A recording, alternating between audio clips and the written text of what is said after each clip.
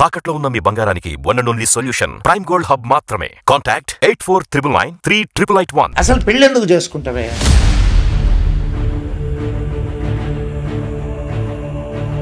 ప్రపంచం మొత్తంలో అద్భుతమైన వ్యవస్థ ఏదైనా ఉందంటే భారతీయ వైవాహిక వ్యవస్థ. ఎట్లా తయారైంది అని అంటే ఆన్లైన్ పర్చేసెస్ ఉన్నాయి కదా, ఇది అమెజాన్, వాటిలో ఏదో ఒక వస్తువు కొనుక్కున్నాం, ఇంటికి తెచ్చుకున్నాం, నచ్చలేదు, రిటర్న్. ప్రేమ ప్రేమ ప్రేమ. ఆ ప్రేమ అనేది ఎంత దరిద్రంగా తయారు చేశారంటే ఆ వర్డ్ని, మనం పార్కుకు పోయి ప్రేమించుకుందామా, మనం హోటల్కి పోయి ప్రేమించుకుందామా, రూమ్ బుక్ చేశారు. ప్రేమ అంటే అదయ్యా. పెళ్ళిళ్ళు చేసుకుంటారు, వాడు ఎవడో తెలియదు కానీ ప్రేమించేసింది సూట్ కేసుల్లో తేలుతున్నారు, ఫ్రిడ్జ్ల్లో తేలుతున్నారు, లేకపోతే ఎక్కడో ఏదో దేశంలో ఎవడికో కామం తీర్చడానికి ఎక్స్పోర్ట్ చేయబడుతున్నారు. ప్రత్యేకంగా సెక్స్ అనేది బాగా అర్థం చేసుకో, కామం అనేది చాలా సహజమైనటువంటి విషయం. అవును, అది తీరాలి. కొంతమంది ఆడవాళ్ళని చూస్తుంటాం, మోడ్రనేరా మేము ఎందుకు మంగళసూత్రం వేసుకోవాలి, పాజ్ డ్రెస్సులు వేసుకుంటున్నాం కదా అన్నట్లు ఫీల్ అవుతారు. మంగళసూత్రాలు కాళ్ళగా వేసుకోమనండి, సిగ్గు లేకపోతే సరే. మంగళసూత్రము అది కట్టేటప్పుడు భర్త చెప్పేటటువంటి మంత్రం ఏంటి? మాంగళ్యం తంతునానేనా మమ జీవన హేతునా కంటే భద్మాని శుభకే త్వం జీవ శరద శతం. ఓ కళ్యాణి, నీ మెడలో కడుతున్నటువంటి ఈ తాళి ఏదైతే ఉందో అది నా జీవన హేతు. దాని చేతికి కాలికి కట్టుకోను, ఇక్కడే పెట్టుకుంటా. ఎక్కడ పెట్టుకుంటా? నా గుండెలలో పెట్టుకుంటా. ఆ జీలకర్ర బెల్లాన్ని నలిపి ఎక్కడ పెడతారు? బ్రహ్మరంధ్రం మీద పెడతారు. ఈ జీలకర్ర బెల్లంలో నుండి విద్యుత్ తరంగాలు శరీరంలోకి ప్రాకి అది కళ్ళ ద్వారా ఒకరికొకరికి ఎక్స్చేంజ్ అవుద్ది. అక్కడ నుంచి వాళ్ళల్లో ప్రేమ ఉదయిస్తుంది. పురోహితుడు ఏదో మంత్రాలు చదువుతుంటాడు, దానికి అర్థాలు ఎవడికి తెలియవు. ఇంత లోపల వీడియోగ్రాఫర్ వస్తాడు, ఫోటోగ్రాఫర్ వస్తాడు, రే అటు జరుగు, ఇటు జరుగు, ఇటు చూడు, ఇటు. వాడు తాళి కట్టేటప్పుడు ఇదిగో ఇటు చూస్తూ కట్టు, ఇటుగా చూస్తూ కట్టేది. మనం ధనానికి ప్రాధాన్యం ఇచ్చి వివాహం చేస్తున్నాం. నువ్వు చూడు, పెళ్లి మాటలు జరిగేటప్పుడు అది ఒక రణగుణ ధ్వని లాగుంటది. మాకు అది తక్కువైందే, మాకు ఇది తక్కువైందే, మాకు అది ఇది. మరి వ్యాపారంతో మొదలయ్యేది నష్టంతో మొదలు కావచ్చు, లాభంతో మొదలు కావచ్చు. సర్దుకుపో అంటే నేను ఎందుకు సర్దుకుపోవాలి, నేను ఎందుకు ఇలా ఉండాలి, ఇట్లా ప్రశ్నిస్తుంటారు అబ్బాయినా అమ్మాయినా. ఎందుకు సర్దుకుపోవాలి అన్నప్పుడు బోలెడ్ రీజన్స్ ఉండొచ్చు, కానీ ఎందుకు సర్దుకుపోకూడదు అనే దానికి ఒకటే రీజన్ ఉంటుంది. ఏమిటి అనంటే లక్ష్మీనారాయణ, గౌరీ శంకర్, భారతీ విధి, ఛాయాసూర్యం, రోహిణీందు. ప్రపంచంలో నువ్వు ఏ జంటను చూసుకున్నా ఈ 5 జంటల్లో ఒక జంట అయి ఉంటుంది. ఈ పదం మాట్లాడాలంటే భయం వేస్తుంది. చెప్పండి. ఎప్పుడు ప్రేమతో ఉండడం నేర్చుకోండి, ప్రేమించడం నేర్చుకోండి. ఆడవాళ్ళకు కూడా సంపాదన మొదలైందయ్యా. అవును, మంచిది వాళ్లకు. ఇప్పుడు స్త్రీకి ఆర్థిక స్వాతంత్రం ఉండడం అనేది ఎప్పుడు చాలా మంచిది. ఎప్పుడైతే నేను సంపాదిస్తున్నా, ఆయన సంపాదిస్తున్నాడు, ఆయనకు ఒప్పింది, సంపాదన కోసమే నా పెళ్లి చేసుకుంది. కలిసి బ్రతకడానికి, కలిసి బ్రతకాలి. ఒకరి మీద ఒకరికి ప్రేమ ఉండాలి, ఒకరిని ఒకరు అర్థం చేసుకోగలగాలి.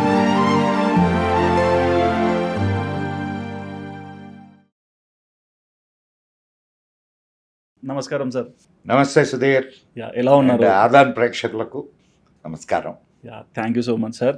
సార్, బేసిక్గా పెళ్ళి అంటే ఈ రోజున్న జనరేషన్ని మీరు చూస్తుంటారు.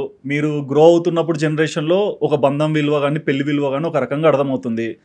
మీకు రైట్ నో పెళ్ళి అంటే ఎలాంటి ఒక అభిప్రాయం మీ మనసులోకి వచ్చేసింది?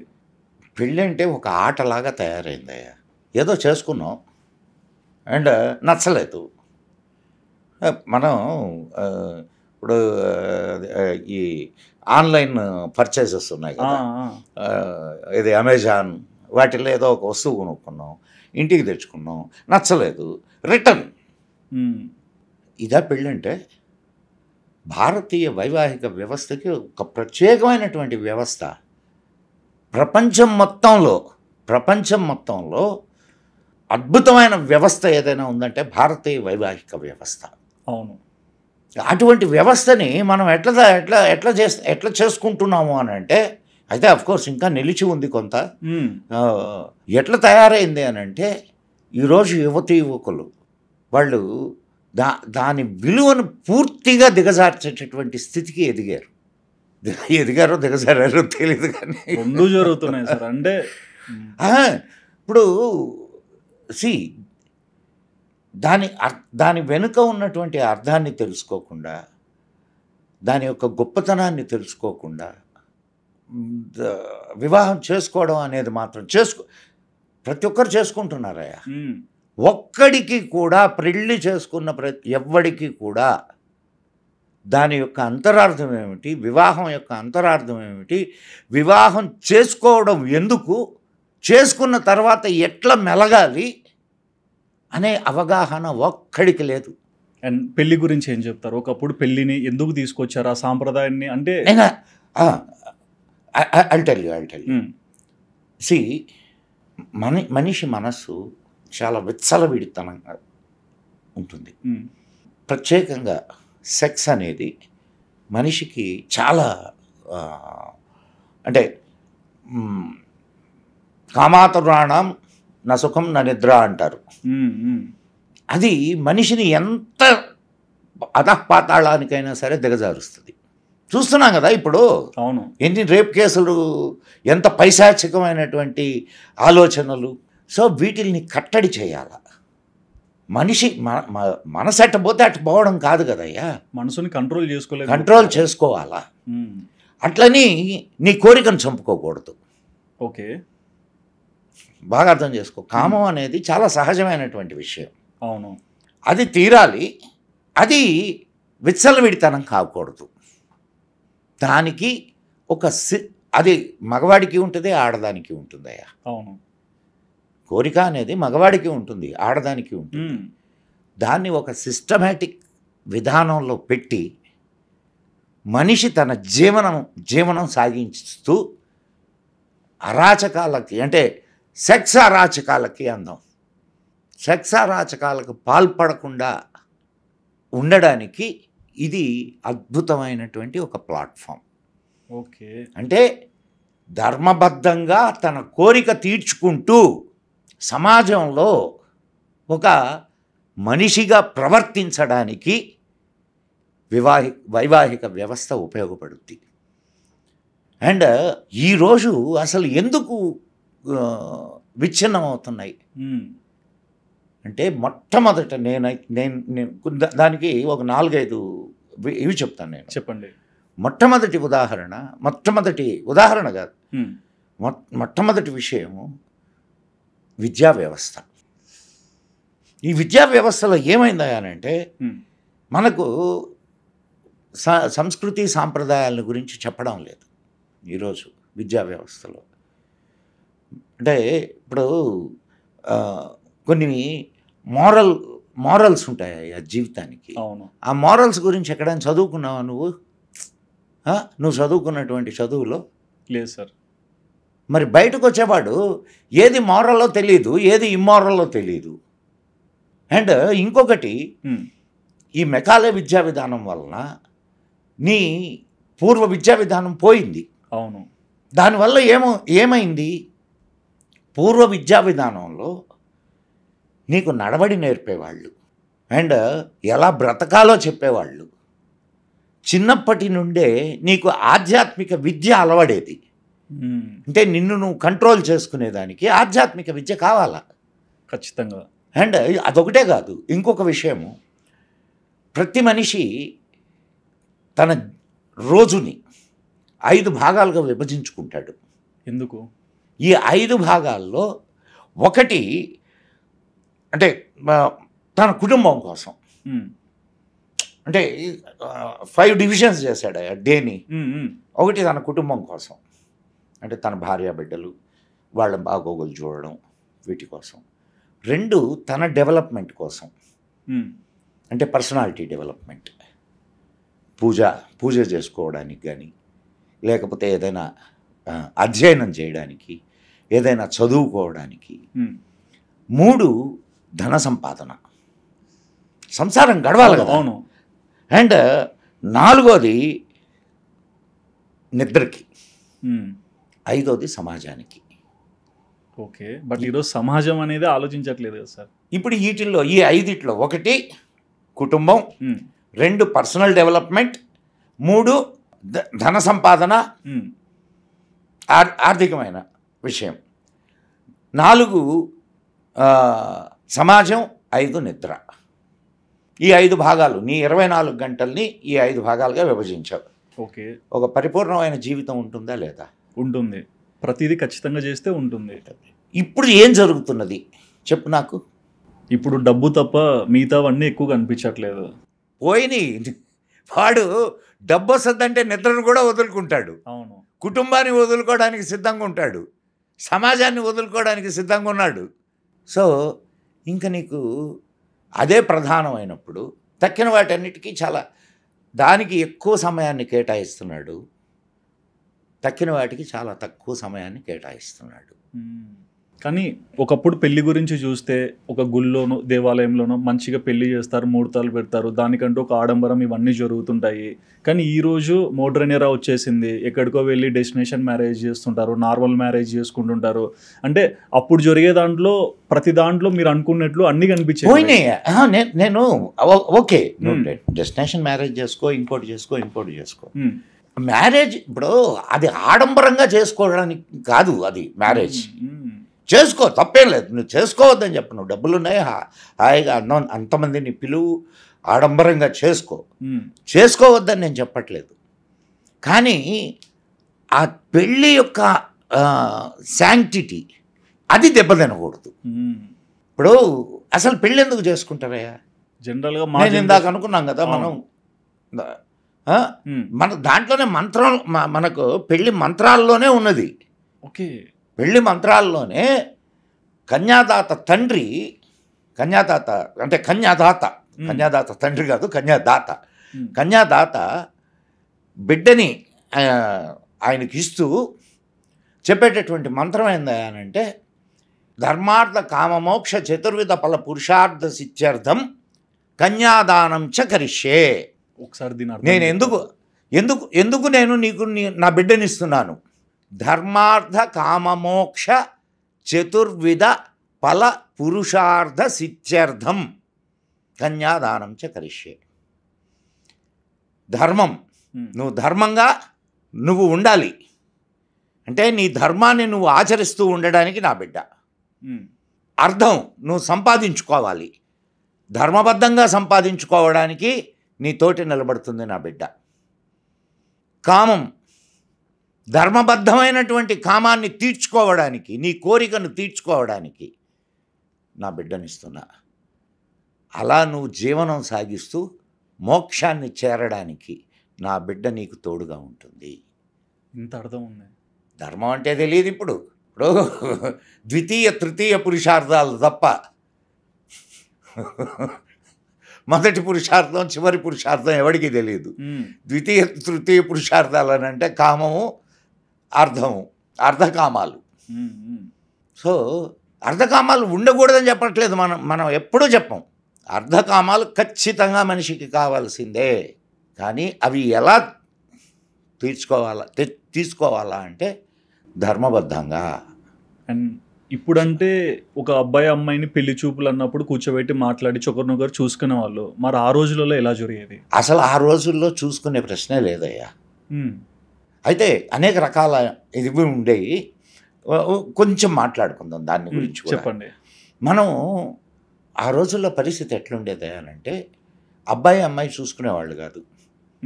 అబ్బాయి పెద్దలు, అమ్మాయి పెద్దలు. ఇప్పుడు ఎక్కడో ఉంటుంది కదా అమ్మాయి. అవును. ఎవరో పురోహితుడు. ఇప్పుడు ఐఎమ్ టాకింగ్ అబౌట్ ఇంత ప్రయాణ సౌకర్యాలు ఇవన్నీ లేని రోజుల సంగతి. అప్పుడు గుర్రాలు, ఎడ్ల బండ్లు, గుర్రపు బండ్లు అవి ఉన్నప్పటి సంగతి నేను చెప్తున్నది. సో పురోహితుడు చెప్పేవాడు, తీసుకొచ్చేవాడు. పలానింట్లో వాళ్ళ అమ్మాయి ఉంది, మంచి అమ్మాయి, చాలా సంప్రదాయమైన కుటుంబం, మీ కుటుంబానికి సరిపోద్దయ్యా, మీరు ఆ అమ్మాయిని మీ అబ్బాయికి చేసుకోండి అని చెప్పి చెప్పేవాడు. అంటే మధ్యవర్తి. అప్పుడు వీళ్ళు వెళ్ళి చూసేవాళ్ళు. చూసి అవునరా అమ్మాయి బాగుంది, మనవాడికి సరిపోద్ది అని చెప్పి పెద్దలు నిర్ణయం తీసుకునేవాళ్ళు. ఓకే. పెద్దల నిర్ణయానికి పిల్లలు కట్టుబడి ఉండేవాళ్ళు. ఎందుకు? నా తల్లి తండ్రి మీద నాకు నమ్మకం. నా తల్లి తండ్రి నాకు అన్యాయం చేయాలని కోరుకోరుగా. అవును. నా పెద్దలు నాకు అన్యాయం చేయాలని కోరుకోరు. నా మంచి కోసమే కదా ఎవరినైనా చూశారు అని అంటే ఆ నమ్మకం పెద్దల మీద ఉండేది. ఇప్పుడు ఆ నమ్మకం పెద్దల మీద పోయింది. కారణం ఏంటంటే పెద్దలు అట్టే తయారై చచ్చారు. సో అండ్ ఇక్కడ నువ్వు ఇంకొక విషయాన్ని అయితే ఆనాటి కాలంలో కూడా స్వయంవరాలు ఉండేవి. అవును. ఓకే. అండ్ గాంధర్వ వివాహాలు ఉండేవి, పైశాచిక వివాహాలు ఉండేవి. కానీ మొదట మనం చెప్పుకుంది బ్రహ్మ వివాహం అంటారు దాన్ని. పెద్దలు నిర్ణయించినటువంటి వివాహం. బ్రహ్మముహూర్తము ఇట్లా అన్ని అది వేరు. బ్రహ్మ వివాహం అని అంటారు, బ్రాహ్మీ వివాహం. సో ఇక్కడ మనం ఏం ఆలోచిస్తున్నామంటే ఇప్పుడున్న పిల్లలు ఆలోచిస్తున్నది మెయిన్గా వాళ్ళు అనే మాట ఏంటంటే, నేను వింటున్నాను, అందుకు చెప్పండి. ఏమంటున్నారంటే, నేను జీవితాంతం గడపాలా కాబట్టి నేను చూస్ చేసుకోవాలా, అండ్ నేను అబ్బాయితో మాట్లాడాలా, నేను అమ్మాయితో మాట్లాడాలా. ఏమయ్యా, ఇప్పుడు మేము మా పెద్దలు నిర్ణయించిన మ్యారేజే, మాదేం ప్రేమ వివాహం కాదు మాది. అయితే అందరు చాలామంది అడుగుతుంటారు మీది ప్రేమ వివాహమా అని. ఓకే. ఎందుకంటే ఇద్దరం కలిసి అటు తిరుగుతూ ఉంటాం. సార్. ఓకే. అండ్ మేము ఇన్నేళ్ళు కలిసిలేమా? ఉన్నారు. మా గొడవ రాలేదా? వచ్చిండొచ్చు. అనేక సార్లు వచ్చి ఉంటాయి. జీవితం అంటే సర్దుకుపోవడం అనేది నేర్చుకున్నప్పుడు అండ్ అర్థం చేసుకోవడం అనేది నేర్చుకున్నప్పుడు ఇవన్నీ తొలగిపోతాయి. అంటే స్వభావాన్ని కూడా ఒక అబ్బాయి అయినా అమ్మాయి అయినా తీసుకురావడానికి చాలా ఇబ్బంది పడుతుంటారు. సర్దుకుపోవంటే నేను ఎందుకు సర్దుకుపోవాలి, నేను ఎందుకు ఇలా ఉండాలి, ఇట్లా ప్రశ్నిస్తుంటారు అబ్బాయి అయినా అమ్మాయి అయినా. ఎందుకు సర్దుకుపోకూడదు? ఇప్పుడు ఎందుకు సర్దుకుపోవాలి అన్నప్పుడు ఎందుకు సర్దుకుపోకూడదు అనేటటువంటి ప్రశ్న కూడా వస్తుంది కదా. ఎందుకు సర్దుకుపోవాలి అన్నప్పుడు బోలెడ్ రీజన్స్ ఉండొచ్చు. అవును. కానీ ఎందుకు సర్దుకుపోకూడదు అనే దానికి ఒకటే రీజన్ ఉంటుంది. ఏమిటి అని అంటే ఇద్దరు కలిసి కాపురం చేయడం. ఇంతకుముందు ఇప్పుడు ఒక చిన్న విషయం ఇక్కడ పెళ్ళి అనగానే మా పర్సనల్ అనుకుంటున్నారు. It's my personal, it's not your personal. 2 కుటుంబాలు 2 వంశాలు కలుస్తున్నాయి ఇక్కడ. నీ పర్సనల్ ఎట్టవుద్ది? కాదు. సో రెండు కుటుంబాలు కలిసేటటువంటి ఒక అద్భుతమైనటువంటి వ్యవస్థ ఇది. ఏమైనా నీ తల్లి తండ్రి నిన్ను చిన్నప్పటి నుంచి పెంచి పెద్ద చేసి నీకు కావలసినవన్నీ ఇచ్చి రేపు ఇప్పుడు అమ్మాయికి మొగుడు గిఫ్ట్ అయితే అత్త మామ బోనస్ కదయ్యా. రేపు ఆ అమ్మాయి ఈ ఇంట్లో వచ్చి ఉండాల్సిందేనా? అవును. ఈ ఇంట్లో వచ్చి ఉండాల్సినప్పుడు ఆ అబ్బాయి తల్లి తండ్రిని ఎట్లా చూసుకుంటుంది ఏంది అనేది నీకు అర్థమవుద్దా? కాదు. పెద్దలకు అర్థమవుద్దా? పెద్దలకు అర్థమవుతుంది. మరి ఇప్పుడు నీ పర్సనల్ ఎట్ట అవుద్ది? కాదు. అయితే ఇక్కడ ఉన్న పరిస్థితి ఏంటంటే మనం ధనానికి ప్రాధాన్యం ఇచ్చి వివాహం చేస్తున్నాం. ఇప్పుడు నువ్వు చూడు, పెళ్లి మాటలు జరిగేటప్పుడు అదొక రణగుణధ్వని లాగుంటుంది. నువ్వు ఎంత ఇస్తావు, మా అబ్బాయికి ఏం పెడతావు, కట్నం ఎంత ఇస్తావు, అవునా కదా? అవును. ఒక వ్యాపారం జరిగేటటువంటి సీనే ఉంటుంది తప్ప మీరు మా అమ్మాయికి ఏం నగలు పెడతారు ఇయ్యే కదా మాటలు. అవును. మాకేం పెడుతున్నారు, మీకేం పెట్టాలా, లేకుంటే మాకు అది తక్కువైందే, మాకు ఇది తక్కువైందే, మాకు అది ఇది.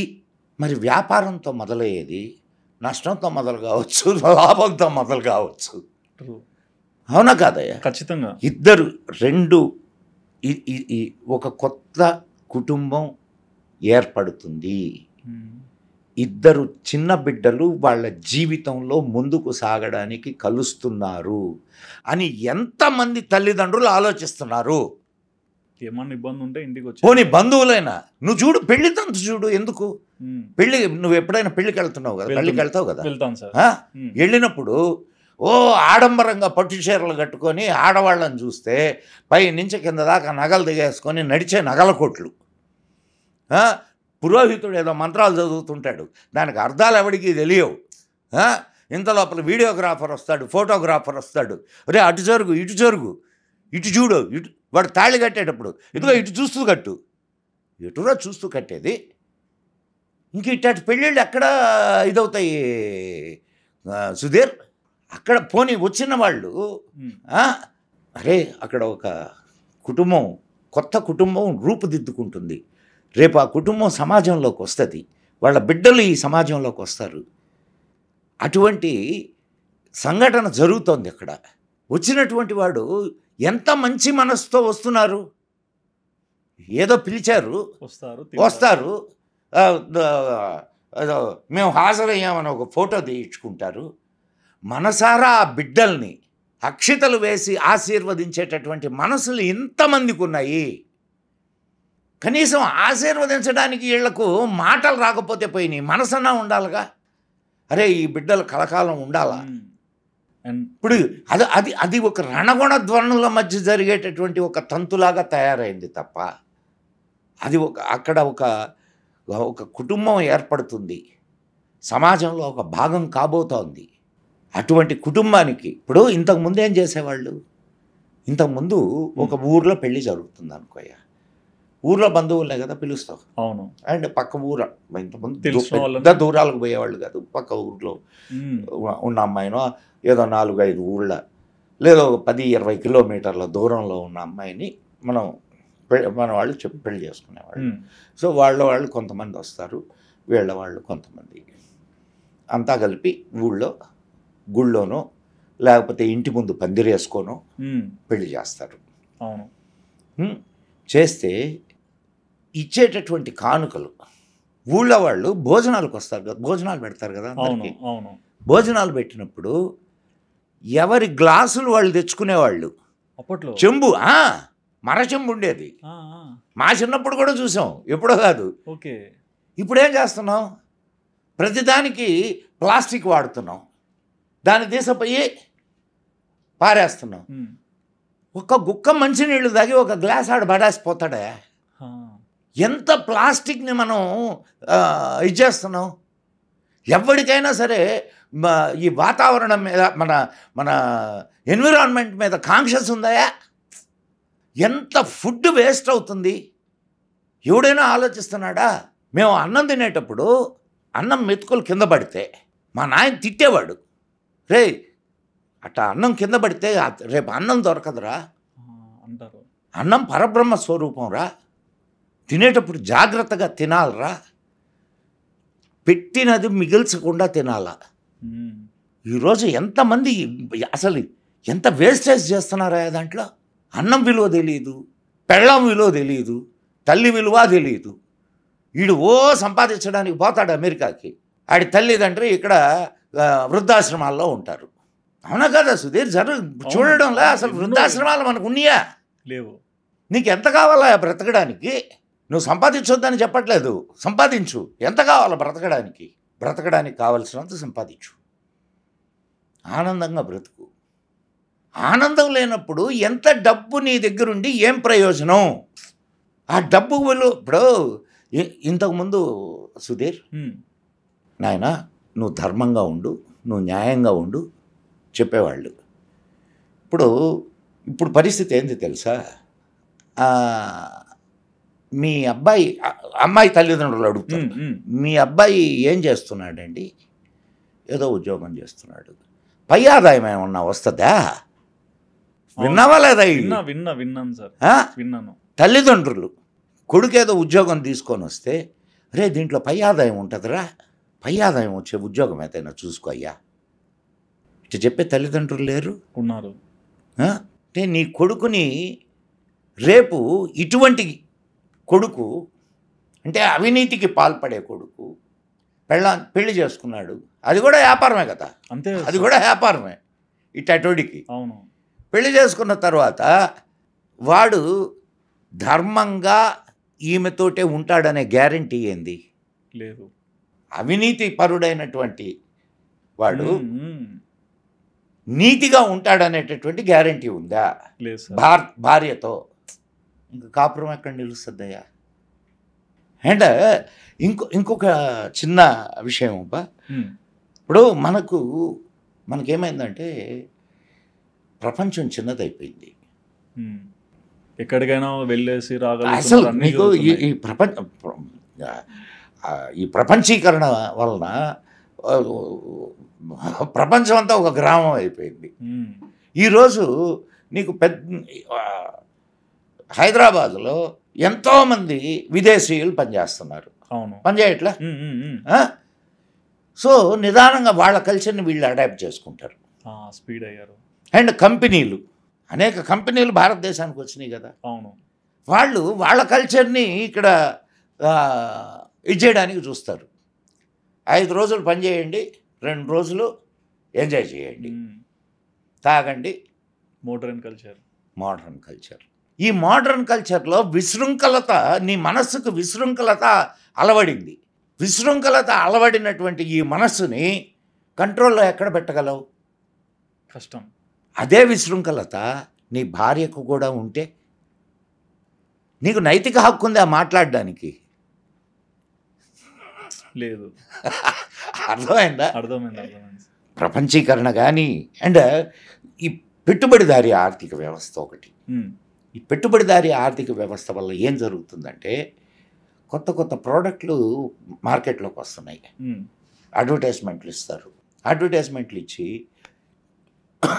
నీ నీ మనసులో కోరికల్ని లేపుతారు, దాన్ని కొనేటట్టు చేస్తారు. ఒకడెవడో వస్తాడు, ఇట్లా కొట్టుకుంటాడు, ఇట్లా కొట్టుకోగానే ఒక అమ్మాయి వచ్చి ఇట్లా లటక్కని కరుచుకుంటుంది. అబ్బా ఇది కొట్టుకుంటే బ్రాండింగ్ నిజంగా సార్, అంటే తెలియకుండానే మాయ.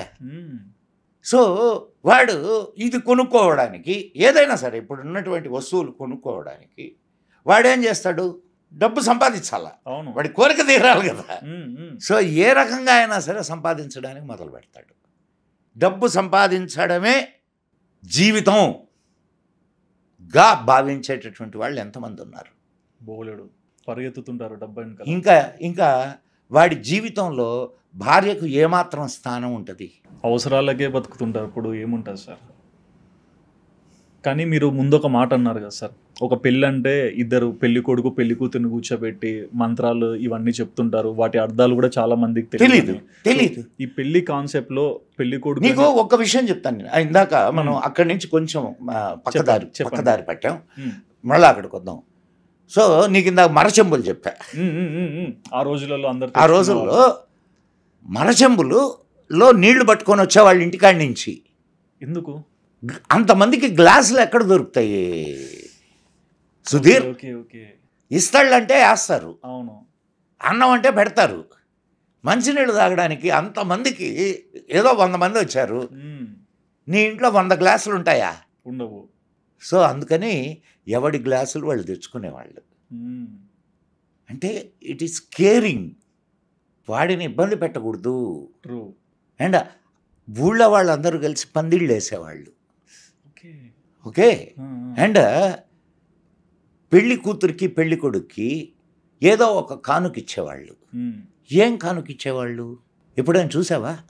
కానుకలు పాత వాళ్ళు అంటే లైక్ రవిక ఇట్లాంటివి, పూలు. ప్రతివాడు ఒక గ్లాసో, ఒక కంచమో, ఒక గిన్నో, లేకపోతే ఒక ఇంటికి పనికి వచ్చేటటువంటి ఒక దుప్పటో, ఒక పరుపు, ఒక మంచం. అర్థమైంది. సో ఊరంతా వాడి ఇంటికి కావలసినటువంటి వస్తువుల్ని ఇచ్చేవాళ్ళు. ఈరోజు ఏమిస్తున్నారయ్యా? క్యాష్ కూడా ఇవ్వడంలా, ఏదో పనికి మాలిన వస్తువు ఒకటి ప్యాక్ చేసి తీసుకుపోయి, అంటే దీంట్లో కూడా ఈడి కొంపలో ఇంత గుట్టబడిపోయి ఉంటుంది. ఇప్పుడు గిఫ్ట్ కన్నా క్యాష్ ఇచ్చే వాళ్ళకి ఒక ప్రియారిటీ. ఏదో సదింపులు అంటారు కదా సార్, ఇంతకుముందు కూడా ఇచ్చేవాళ్ళు, క్యాష్ ఇచ్చేవాళ్ళు, ఇంతకుముందు కూడా క్యాష్ ఇచ్చేవాళ్ళు. కానీ పనికొచ్చేటటువంటి వస్తువులు ఎంతమంది ఇస్తున్నారు? చాలా తక్కువ మంది. ఏదో వాడి పెళ్ళికి వెళ్ళాము కాబట్టి ఏదో ఒకటి ఇవ్వాలా కాబట్టి ఇచ్చిపోతున్నారు తప్ప తండ్రి బిడ్డకు అప్పుడు ఇది కాదయ్యా, ఏది కట్నం కాదు, తన బిడ్డకి తనకు కలిగింది పెట్టేవాడు. అవును. సో ఇప్పుడు ఆలోచించు ఎంత అద్భుతమైనటువంటి. అండ్ ఇప్పుడు అన్నావు కదా నువ్వు, ఇంతమంది సమక్షంలో అందరూ అండ్ ఊరేగింపు చేసేవాళ్ళు. ఇది కూడా గుర్తుంది, గుర్రం బండి మీద కూర్చోబెట్టి ఊరేగింపు చేసేవాళ్ళు. గుర్రం బండి మీద కూర్చోబెట్టచ్చు, లేదా ఎద్దుల బండి మీద కూర్చోబెట్టచ్చు, నడుచుకుంటూ పోవచ్చు, తాహతుని బట్టి. అది ఎందుకు చేసేవాళ్ళు? దాన్ని ఏమంటారు ముందు చెప్పా దాని పదం. ఓకే, ఊరు ఎరిగింపు. ఊరు ఎరిగింపు. ఓకే, ఊరేగింపు కాదు అది, ఊరేగింపే, ఊరు ఎరిగింపు. దాన్ని అర్థం చేసుకునే విధానం. ఊళ్ళో అందరికీ వీళ్ళిద్దరూ భార్యాభర్తలు రేపు బయట తిరిగితే అనవసరమైన మాటలు మాట్లాడకండిరా అని చెప్పడం, అంతే కదా. లేదు రేపు ఆ అమ్మాయి బయటకు వచ్చింది అని అంటే పెళ్లి కాలేదనుకొని ఆ అమ్మాయి వెనకపడబాకండిరా అని చెప్పడం. ఉంటారు కదా అప్పుడు కూడా కుర్రకారు ఉంటుంది కదా, ఒరే అమ్మ భలే ఉందిరా, పక్కనున్నాడు ఆవిడ, ఒరే అల్లవాడు పెళ్ళవరాడు. దానికి ఊరెరిగింపు.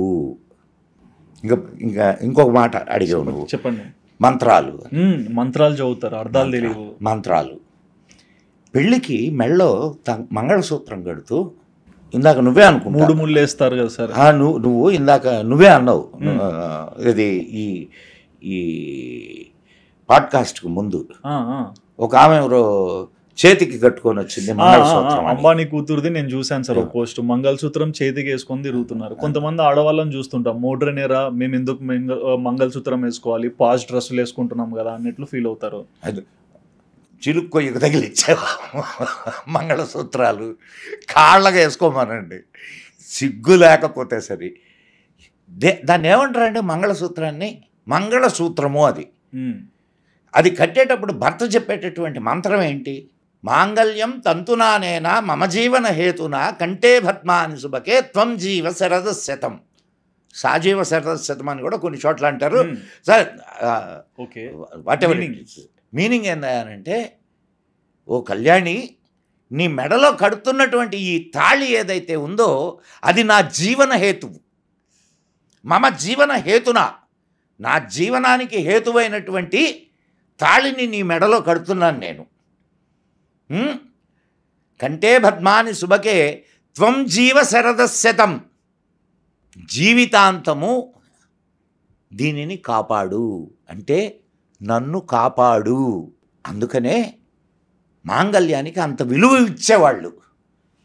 ఇప్పుడు ఇంతకుముందు తాడుతో కదా కట్టేది. అవును, తాడు 3 ముళ్ళు వేస్తారు కదా. 3 ముళ్ళు ఎందుకు వేస్తారా అంటే, ఎప్పుడైనా ఒక కార్యాన్ని చెడపడానికి 3 రకాల శక్తులు ఉంటాయి. ఓకే, ఆధ్యాత్మిక శక్తి, ఆధ్యాత్మిక అంటే నీకే నువ్వు జడపచ్చు కార్యాన్ని. అండ్ అది భౌతిక శక్తి, వాతావరణం కూడా, అంటే నీ చుట్టుపక్కల వాళ్ళు కూడా చెడపచ్చు. అది దైవిక శక్తి. నీకు తెలియనటువంటి శక్తి కూడా దాన్ని, ఈ 3 జరగకుండా ఉండడానికి 3 ముళ్ళు వేస్తారు. Okay okay okay. అండ్ ఇంకా అనేక రకాలైన అర్థాలు దాంట్లో ఉన్నాయి. అదొక మళ్ళా అంటే ఒక్క చిన్న సాంగ్యానికి ఎన్ని రకాల అర్థాలు ఉన్నాయో. సో దీన్ని కాపాడాల్సినటువంటి బాధ్యత, అంటే నీ భర్త బాగుండాలి అనుకుంటే దీన్ని కాపాడుతావు. ఆయన నా భర్త, నాకు చాలా ప్రియుడు, నా స్నేహితుడు, నా జీవితాంతం తోడుండే మనిషి, ఆయన బాగుండాలి అని నేను అనుకుంటే దాన్ని చేతికి కాలికి కట్టుకోను, ఇక్కడే పెట్టుకుంటా. ఎక్కడ పెట్టుకుంటా? నా గుండెలలో పెట్టుకుంటా. ఎక్కడ తగులుద్ది? మంగళసూత్రం గుండెల మీద తగులుద్ది. దాంట్లో 2 ఇవి వేస్తారు. అవును, ఒకటి అమ్మగారిది, రెండవది అత్తగారిది. అర్థమవుతుందా? అర్థమైంది సార్. సో ఎందుకది అంటే, అటు అత్తగారి గౌరవం కాపాడాలి, ఇటు అమ్మగారి గౌరవం కాపాడాలి. అంత పెద్ద బాధ్యత అది. నేను దాన్ని శీలకు తగిలిస్తాను, చిలుక్కు తగిలిస్తాను. విలువ తెలియకపోతే అట్లే ఉంటుంది. అండ్ మేము చిన్నప్పుడు చూసాం. ఇప్పుడు అప్పుడు దారంతోనే కదా, పసుపు దారంతో కట్టేవాళ్ళు కదా. దారం తెగిపోవచ్చు ఎప్పుడైనా, కానీ తాళికి కట్టిన దారం తెగితే దాన్ని తెగింది అని కూడా చెప్పరు. దాన్ని పెరిగింది అంటారు. పెరిగింది అంటారు. బొట్టుతాడు పెరిగింది అంటారు. అంటే బొట్టుతాడు తెగింది అని. ఆ పదంతో కూడా పిలిచకూడదు మనం. తెగింది అనే పదాన్ని కూడా అనే దాన్ని కూడా వాడకూడదు. అంత పవిత్రంగా భావిస్తారు. ఇప్పుడు చెప్పున్నది. అండ్ ఇంకొక మంచి ఆశీర్వాద మంత్రం ఇది. చెప్పండి. నీకు చెప్తాను. ఇది లక్ష్మీనారాయణవు, గౌరీశంకరవు, భారతీ విధి, ఛాయాసూర్యవు, రోహిణీందు రక్షయితాం వధూవరః. ఏంది? లక్ష్మీనారాయణవు, గౌరీశంకరవు, భారతీ విధి, మన ఈయన ఏదై ఛాయాసూర్యవు, రోహిణి ఇందు రక్షయితం వధూవరః. దీంట్లో 5 జంటలు ఉన్నాయి. దీంట్లో నువ్వు గమనించాల్సిన విషయం చాలా ఉంది. ఇది ఆశీర్వచన మంత్రాల్లో ఉంటుంది పెళ్ళిళ్ళలో. 5 జంటలు. ఈ 5 జంటలు మిమ్మల్ని కాపాడుగాక. ఈ 5 జంటలు ఎందుకు చెప్పారు? చాలా జంటలు ఉన్నాయి కదా. అవును, చాలా జంటలు ఉన్నాయి, కానీ ఈ 5 జంటలనే చెప్పారు. మన దేవుళ్ళల్లో మనకి చాలా జంటలు ఉన్నాయి కదా. బట్ ఎందుకు సార్? ఎందుకు? లక్ష్మీనారాయణవు. నారాయణుడు లక్ష్మికి ఎక్కడ స్థానం ఇచ్చాడు? హృదయంలో స్థానం ఇచ్చాడు. అవునా? అవును. అంటే హృదయంలో స్థానం. హృదయం దేనికి ప్రదేశం? ఆలోచనలకి. సో అమ్మ ఆలోచన ఇస్తూ ఉంటుంది, అయ్య ఆలోచనలను అమలుపరుస్తూ ఉంటాడు. అర్థమైందా? అర్థమవుతుంది. అంటే భార్య, ఇప్పుడు మనకు ఒక శ్లోకం కూడా ఉంది. కార్యేషు దాసి కరణేషు మంత్రి భోజ్యేషు మాత శయనేషు రంభ క్షమయా ధరిత్రి. అది యాక్చువల్గా మనుధర్మశాస్త్రంలోది అంటారు, మనుధర్మశాస్త్రంలో అది కాదు.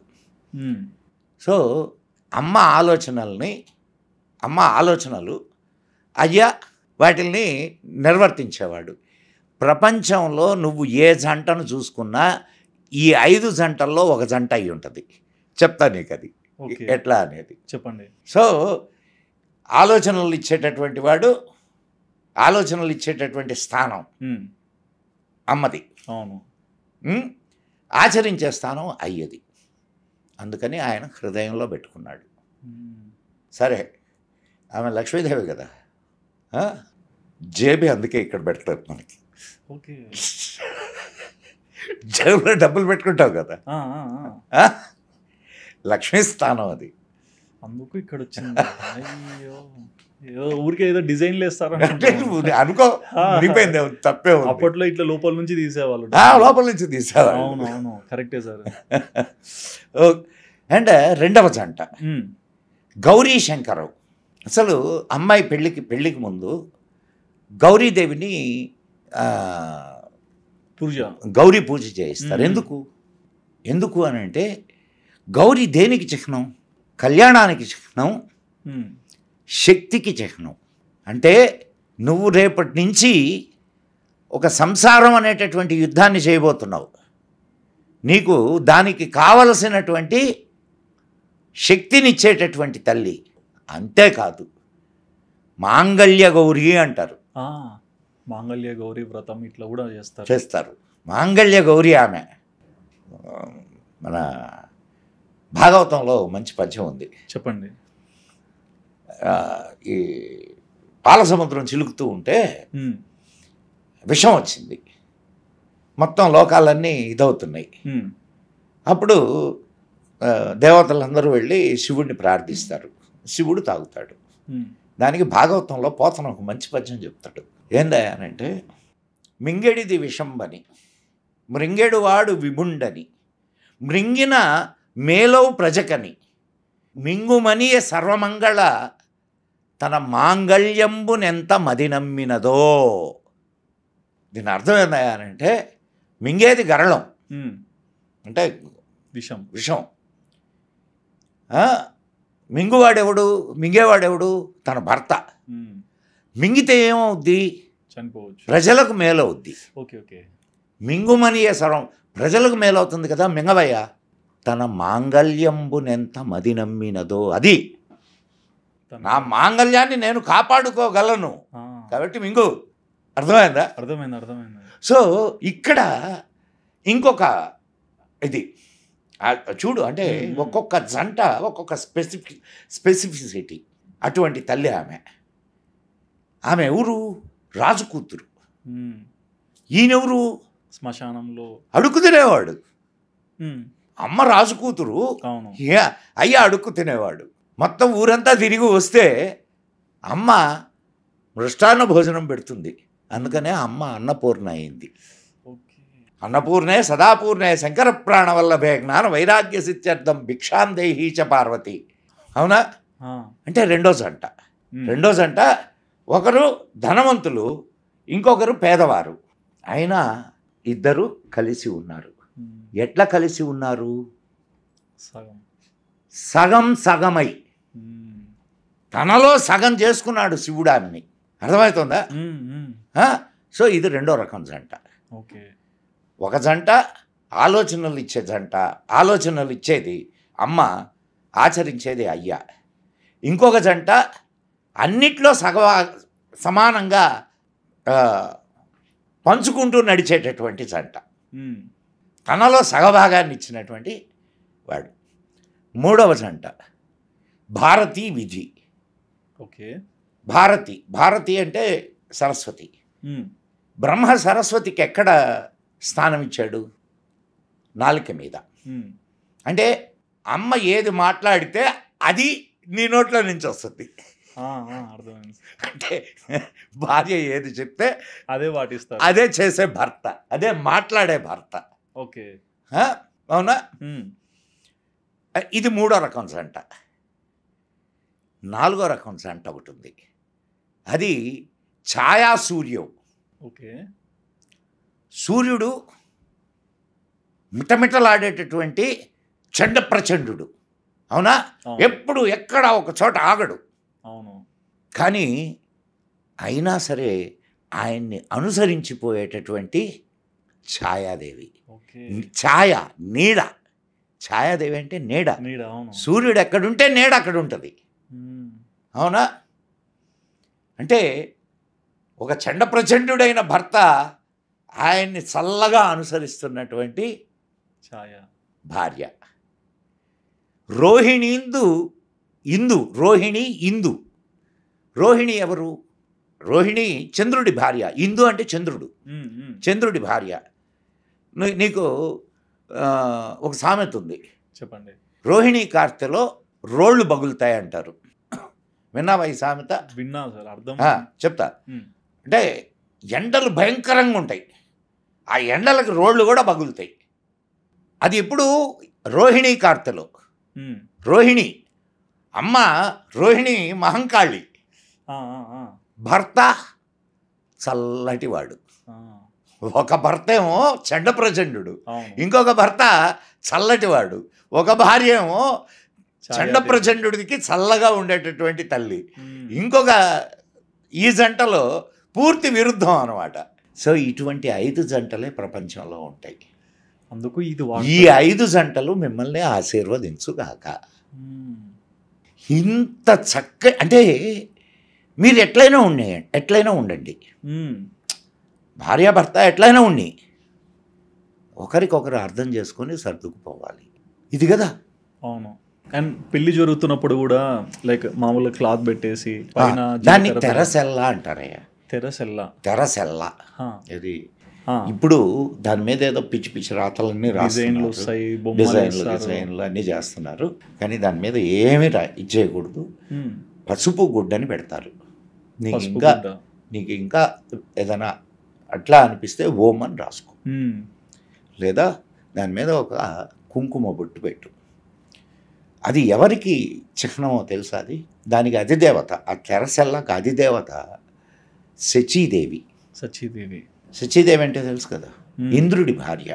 ఎందుకు శచీదేవి? ఇంద్రియాలకు అధిపతి అయినటువంటి ఇంద్రుడికి భార్య ఆమె. ఆమె చల్లగా చూస్తే జంట యొక్క సంసారం ఆనందంగా గడుస్తుంది. అందుకు తిరగడతారు. జీలకర్ర బెల్లం ఎందుకు పెడతారు? జీలకర్ర బెల్లం అంటే దాన్ని ఏమంటారంటే, ఇప్పుడు 1 1 ఎంత? 2.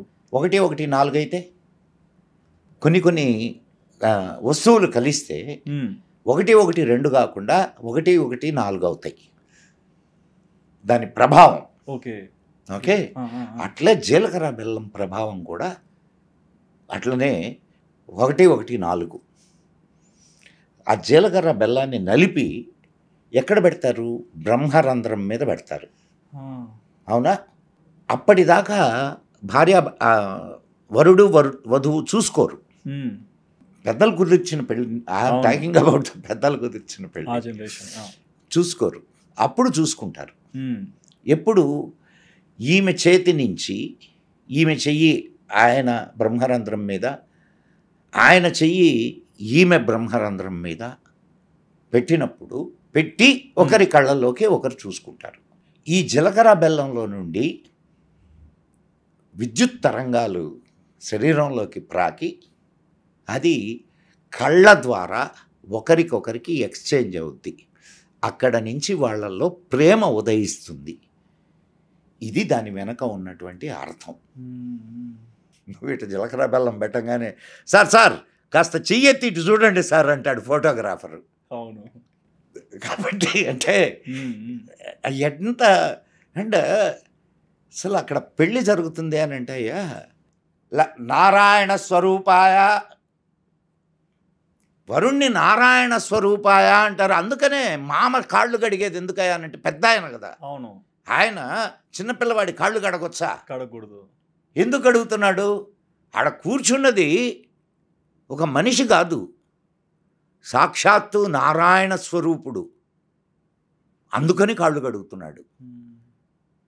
అర్థమవుతుందా? అంటే ఎంత డీప్. ఇప్పుడు అది కూడా 2 రకాలు ఉన్నాయి. కన్యాదానం అంటారు. కన్యాదానము అని ఒక అర్థం ఉంది. ఆదానము అంటే నేను నీకు కన్యని ఇచ్చేయడంలే, దానం చేయడంలా, నీకు ఇస్తున్నా. ఇది నాకు ఆస్తే.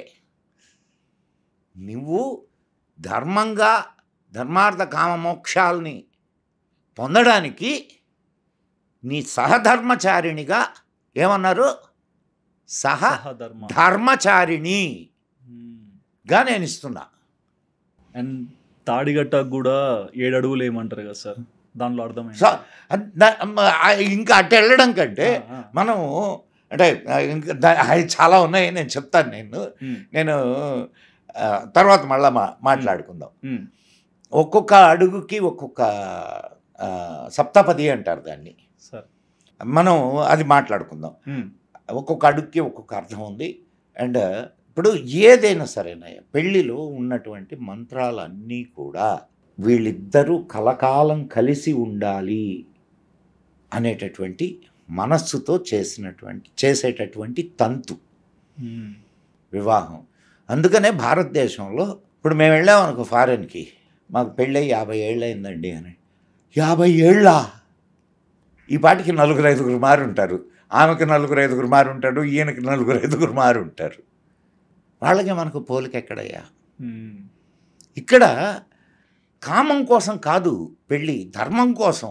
ధర్మంగా కామాన్ని తీర్చుకోవడానికి పెళ్ళి.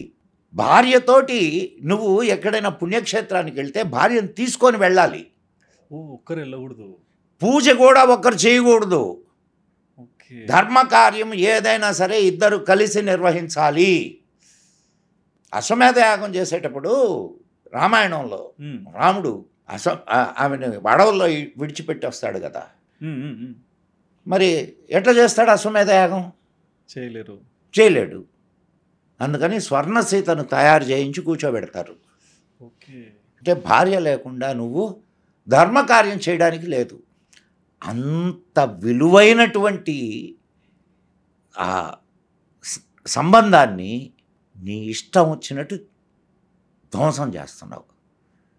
ఇప్పుడు ఎట్టి తయారైందంటే, ఇప్పుడు ఆడవాళ్ళకు కూడా సంపాదన మొదలైందయ్యా. అవును, మంచిది వాళ్లకు. ఇప్పుడు స్త్రీకి ఆర్థిక స్వాతంత్రం ఉండడం అనేది ఎప్పుడు చాలా మంచిది. కానీ అది నీ నీ అణకువకు, నీ నమ్రతకు, నీ సహనానికి, వీటికి ప్రతీక కావాలి కానీ నీ అహంకారానికి ప్రతీక కాకూడదు. అర్థమైందా? ఎప్పుడైతే నేను సంపాదిస్తున్నా, ఆయన సంపాదిస్తున్నాడు, ఆయనకు ఒప్పింది, సంపాదన కోసమే నా పెళ్లి చేసుకుంది. కలిసి బ్రతకడానికి, కలిసి బ్రతకాలి. ఒకరి మీద ఒకరికి ప్రేమ ఉండాలి, నమ్మకం, ఒకరిని ఒకరు అర్థం చేసుకోగలగాలి. ఇప్పుడు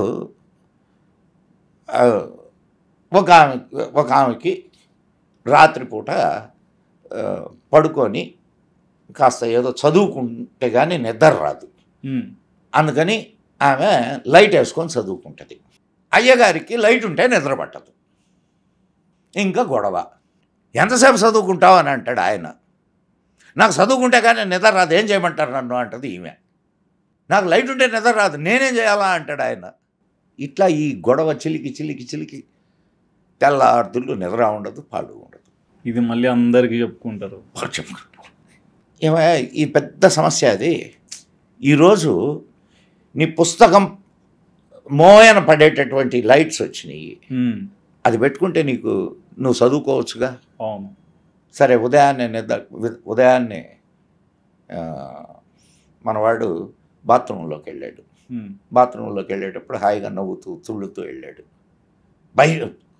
బాత్రూంలో నుంచి ఇంకా గబగబా బయటకు వచ్చేవాడు. ఏమన్నా బుద్ధుందా నీకు? అసలు ఏం మనిషివి నువ్వు? ఎన్నిసార్లు చెప్పాను నీకు పేస్ట్ని కింద ఒత్తవే అని మధ్యలో ఒత్తుతావు. ఏం మధ్యలో ఒత్తితే ఏమైంది అని ఈమె. ఇంకా రోజంతా ఉదయాన్నే నుంచి సాయంత్రం దాకా గొడవ. పెద్ద విషయం అది. ఇంకొక పేస్ట్ తెచ్చిపెట్టు, అది వాడుకోవే నువ్వు అని చెప్పు. అయిపో. సొల్యూషన్ కనుక్కోవట్లేదు సార్. నేను రైట్ అనేది ఎక్కువ నడుస్తుంది. సో మనం ఇప్పుడు ఎదుటి చిన్న ఇది చెప్తాను, మనం అర్థం చేసుకోలేకపోతున్నాం. అర్థం చేసుకోవడానికి ప్రయత్నం చేయడంలా. ఒక ఆయన కుర్చీలో కూర్చొని చెట్లకు నీళ్లు పడుతున్నాడు. ఆ దారిన ఒక ఆమె పోతూ అది చూసింది. చూసి ఉత్తి సోమారోడ్ లాగా ఉన్నాడు, కుర్చీలో కూర్చొని చెట్లకు నీళ్లు పడుతున్నాడు, ఏం తిరుగుతా చెట్లకు నీళ్లు పట్టకూడదా అని అనుకుంటా పోయింది. రెండో రోజు ఆమె ఇంకొంచెం అటు ప్రక్కకి వెళ్ళేసరికి అతను వీల్ చైర్లో కూర్చొని ఉన్నాడు. ఓకే. అరే నిన్న ఎంత తప్పుగా అనుకున్నాను నేను. ఆయన వీల్ చైర్లో అంటే కాళ్ళు లేవు, ఆయన కాళ్ళు లేకుండా కూడా చెట్లకు నీళ్లు పట్టేటటువంటి పనిని చేస్తున్నాడు. చూడు, అనాలోచితంగా కదూ అనుకున్నది. చూసేది సరిగ్గా చూస్తే స్పష్టత లేదు. ఇంకొక ఆమె వాళ్ళ ఇంట్లో ఒక పనివాడిని పెట్టుకుంది. రోజు కూరలు తెచ్చిచ్చే పని వాడికి కరెక్ట్గా. ఒకరోజు ఇంటికి బంధువులు వచ్చారు. కరెక్ట్గా అదే రోజు వీడు రాల, కూరలు తెచ్చిచ్చేవాడు రాల. ఒక 2 రోజుల తర్వాత వచ్చాడు. ఆడు కనిపించగానే ఇంకా ఈమెకి కోపం వచ్చేసింది. నువ్వు చాలా మంచోడు అనుకున్నాను, ఇన్ని రోజులు సరిగ్గా సమయం చూసి ఎగ్గొట్టావు. నా ఇంటికి బంధువులు వచ్చారు, ఎంత ఇబ్బంది పడాల్సి వచ్చింది నేను, అది ఇదే అని చెప్పి చెడమడ తిట్టేసింది. అంతా అయిన తర్వాత అసలు ఎందుకు రాలేదు నువ్వు అని అడిగింది. అమ్మ, నా ముసలి తల్లి నిన్న కాలం చేసిందమ్మా, ఆమె అంత్యక్రియలు చేసి వస్తున్నాను అన్నాడు. రోజు వచ్చేటటువంటి వాడు ఒకరోజు రాలేదు అని అంటే దానికి ఏదో కారణం ఉంటుంది కదా. ఖచ్చితంగా ఉంటుంది. అది అర్థం చేసుకోకుండా అనేక మాటలు అనేస్తేవి. ఇప్పుడు వెనక్కి తీసుకోలేవు. సో ముందు మనం ఒక ఇది చేసే ముందు ఆలోచించాలయ్యా. ఆలోచించి మనం మాట్లాడగలిగితే ఏదైనా నిర్ణయం అన్ని ఏదైనా సరే మాట్లాడగలిగితే, ఆలోచించాడు అనుకో. ఇప్పుడు ఆమె ఎందుకు కోపంగా ఉంది ఆలోచించావు, ఆలోచిస్తే ఏదో ఒకటి తెలుస్తుంది మనకి. నువ్వు తనను అర్థం చేసుకోవడానికి ప్రయత్నం చేస్తున్నాడు, అంతే కదా. అమ్మాయి కానీ అబ్బాయి కానీ. ఏదో ఇప్పుడు చిన్న పొరపాటు రాకుండా ఉండదు ఎవరికైనా సరే. అమ్మాయి వైపు జరగవచ్చు, అబ్బాయి వైపు. దాన్ని సానుకూలంగా నువ్వు ఆలోచించగలిగితే గొడవలు ఎందుకు వస్తాయి అసలు? సో మనం ఆలోచించే ఇప్పుడు ఇక్కడ ఇంకొక విషయం కూడా మనం చెప్పుకుందాం. చెప్పండి. నేనే ప్రశ్న వేసుకొని నేనే చెప్తా. ఇప్పుడు చాలా సంసారాలు కూలిపోతున్నాయి. కారణం ఏంది? చాలా సంసారాలు కూలిపోతున్నాయి. చాలా మనిషిని నమ్మట్లేదు సార్. ఎక్కువ నమ్మకం కాదు. ఇప్పుడు ఇందాక చెప్పుకున్నవన్నీ కారణాలు. ఏది మన విద్యా వ్యవస్థ, నైతికమైనటువంటి ఇవి లేకపోవడం, ఇవన్నీ కారణాలు. ఇక్కడ ఏం జరుగుతున్నదంటే ఇప్పుడు ప్రేమించిన పెళ్ళిళ్ళు, ప్రేమ ప్రేమ ప్రేమ సినిమాలు చూడు, అన్నీ ప్రేమే. అవును. ఏ సినిమాలో ప్రేమ అనే కాన్సెప్ట్ లేకుండా సినిమానే ఉండదు. అవునా? అవును. ప్రేమ ప్రేమ ప్రేమ. ఆ ప్రేమ అనేది ఎంత దరిద్రంగా తయారు చేశారంటే ఆ వర్డ్ని, ఆ ప్రేమ అనే వర్డ్ని. మనం పార్కుకు పోయి ప్రేమించుకుందామా, మనం హోటల్కి పోయి ప్రేమించుకుందామా, రూమ్ బుక్ చేశా. ప్రేమ అంటే అదయ్యా, నీచపు ఆలోచన కాదు. అవునా కాదయ్యా? అవును. సో అట్లా ఇప్పుడు అక్కడ ఏమనుకుంటారంటే ఎస్, ఇప్పుడు ఒక వయసులో ఏమవుతుందంటే ఆకర్షణకు లోనవుతారు. అబ్బాయి ఈ అమ్మాయి నాకు భార్య అయితే బాగుండు, లేదు ఈ అబ్బాయి నాకు భర్త అయితే బాగుండు. ఆకర్షణ, అది ప్రేమ కాదు. ప్రేమ అనుకుంటున్నారు, అది కూడా తప్పు కాదు. ఆకర్షణ ఉండడం కూడా తప్పు కాదు. కానీ పూర్వాపరాలు తెలియకుండా నువ్వు ప్రేమించడం ఎంతవరకు కరెక్ట్? ఇప్పుడు లవ్ జిహాదులు జరుగుతున్నాయి. పెళ్ళిళ్ళు చేసుకుంటున్నారు, వాడు ఎవడో తెలియదు కానీ ప్రేమించేసింది, తర్వాత అర్థమైంది, అప్పటికి ఆలస్యం అయిపోయింది. సూట్ కేసుల్లో తేలుతున్నారు, లేకపోతే ఫ్రిడ్జ్ల్లో తేలుతున్నారు, లేకపోతే ఎక్కడో ఏదో దేశంలో ఎవడికో కామం తీర్చడానికి ఎక్స్పోర్ట్ చేయబడుతున్నారు. ఆలోచించారా? రైట్, ఓకే, ఆలోచించి పెళ్లి చేసుకున్నారు, బాగానే ఉన్నారు.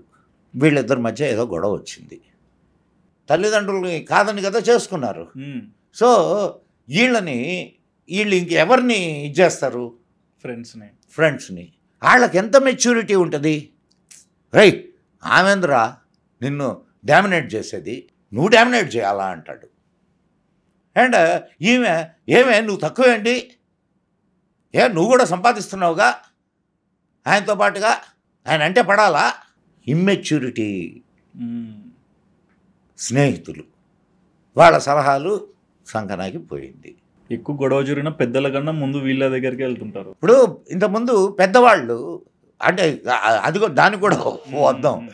ఇంతకుముందు పెద్దవాళ్ళు కొంతవరకు నేను అమ్మ నువ్వు సర్దుకుపో తల్లి, ఇప్పుడు ఏదో ఒక మాట అన్నాడు, ఆయన ఏదో ఒత్తిడిలో ఉన్నాడు, ఒక మాట అన్నాడు, పడితే తప్పే ఉందిలేమ్మా, మీ ఆయనే కదా అని చెప్పే తల్లిదండ్రులు ఉండేవాళ్ళు, పెద్దలు ఉంటే. లేదు విడిపోతారు అనుకున్నప్పుడు ఏ పెద్దలైతే కలిసి పెళ్లి చేశారో వాళ్ళు వచ్చి కూర్చుంటారు, కూర్చొని కలుపుతారు, ఇంకెట్లా చేసుకోబాకండి తప్పు అని చెప్పి చెప్తారు. ఇప్పుడు పెద్దలు లేరు, పెద్దలు ఉన్నా వినరు. ఇక రెండవ వైపు నుంచి ఇప్పుడు ఈ ప్రేమ వివాహాలు, అరేంజ్డ్ వివాహాలు కూడా సంకనాకి పోతున్నాయిగా. అవును. ఏందనంటే అహం, అబ్బాయి తల్లి ఇప్పుడు ఫోన్లు వచ్చేసినాయి. అబ్బాయి ఏమన్నా అనగానే ఈమె అమ్మ మాకు మా ఆయన అన్నాడే అవతల నుంచి, ఎందుకే ఏమే అంత ఇది ఆయనకి ఏం బుద్ధి లేదా, నువ్వు కూడా తిరిగాను ఏమంటాడు, ఏం చేస్తాడే మా అంటే అన్నాళ్ళేమ్మా మీ ఆయనే కదా అనేటటువంటి తల్లులు ఎంతమంది ఉన్నారు? చాలా తక్కువ మంది ఉన్నారు. ఇకపోతే అత్తా కోడళ్ళు. అత్త వచ్చిన బిడ్డను అమ్మలాగా చూసుకోగలగాల. ఇప్పుడు తన వాళ్ళందరినీ వదిలి ఇంటికి వచ్చిందయ్యా. రేపు నీ వంశాన్ని నిలబెట్టేటటువంటి బిడ్డ, దాన్ని నువ్వు రాసి రంపాన పెడితే, అరే అది నా కూతురు లాంటిది, నేను దీన్ని రాసి రంపాన పెడితే ఇది మా అబ్బాయిని రాసి రంపాన పెట్టుద్దని అనుకోబల్లా. సో అది చేయలేదు, ఇది చేయలేదు. అత్తా ఒక ఇంటి కోడలేనే ఒక సినిమా వచ్చింది మేము మా చిన్నప్పుడు. అది గుర్తుండకపోతే అట్ట నువ్వు ఒకప్పుడు కోడలవే కదా, అంతే కదా, ఈ బాధలు పడి ఉంటావు కదా. మరి ఈ బాధలు నీ కూతురు నీ కోడలు పడడం కరెక్టా? ఆలోచించబల్లా. అరే అమ్మాయి అందరినీ వదిలొచ్చింది, ఆ అమ్మాయికి ఇంకా తల్లి అయినా అత్త అయినా నేనే, ఏదైనా ఉంటే చిన్నగా సర్ది చెప్పుకుందాం అని ఆలోచించే అత్తలు ఎంతమంది ఉన్నారు? సో దీనివల్ల అరేంజ్డ్ మ్యారేజెస్ కూడా పోతున్నాయి. వీటన్నిటికీ ఒకటే కారణమయ్యా, ఒకరిని ఒకరు అర్థం చేసుకోకపోవడం. ఆ ఒక్కటి కానీ జరిగితే, అర్థం చేసుకోగలిగితే, ఒక గొప్ప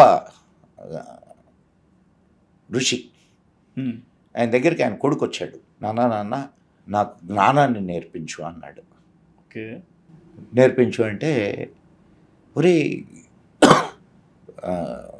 నువ్వు జ్ఞానాన్ని నేర్చుకోవడం పెద్ద విషయం కాదురా, కానీ నువ్వు అర్థం చేసుకోవడం ముందు నేర్చుకో, అవగాహన నేర్చుకో. ఎప్పుడైతే నువ్వు ఇది నేర్చుకున్నావో, నేర్చుకున్నటువంటి జ్ఞానం సరిగ్గా ఉపయోగపడుద్ది. ఎప్పుడైతే జ్ఞానం యొక్క విలువ నువ్వు అర్థం చేసుకోలేదో, అర్థం చేసుకోవడం అనే ఫినామినాన్ని నువ్వు అర్థం చేసుకోలేదో, నేర్చుకోలేదో, ఏమవుద్ది? నీ జ్ఞానం పైశాచికంగా తయారవుద్ది. అండ్ ఒకప్పుడు పెళ్ళి కూడా సార్ అంటే మ్యాక్సిమం 19-20 ఏళ్ళప్పుడు చేసేవాళ్ళు. ఇప్పుడంటే 30-40 ఎవరు పిల్లలు ఇష్టం అన్నట్టు వదిలేశారు. అప్పుడు చేసిన పెళ్ళిళ్ళు ఇంత బలంగా నిలబడడానికి కారణం ఏంటి? అంటే అంత తొందరగా పెళ్లి చేసిన మెచ్యూరిటీ మీరు అనేటివన్నీ కూడా అంత తొందరగా ఎలా అర్థం చేసుకోగలిగారు?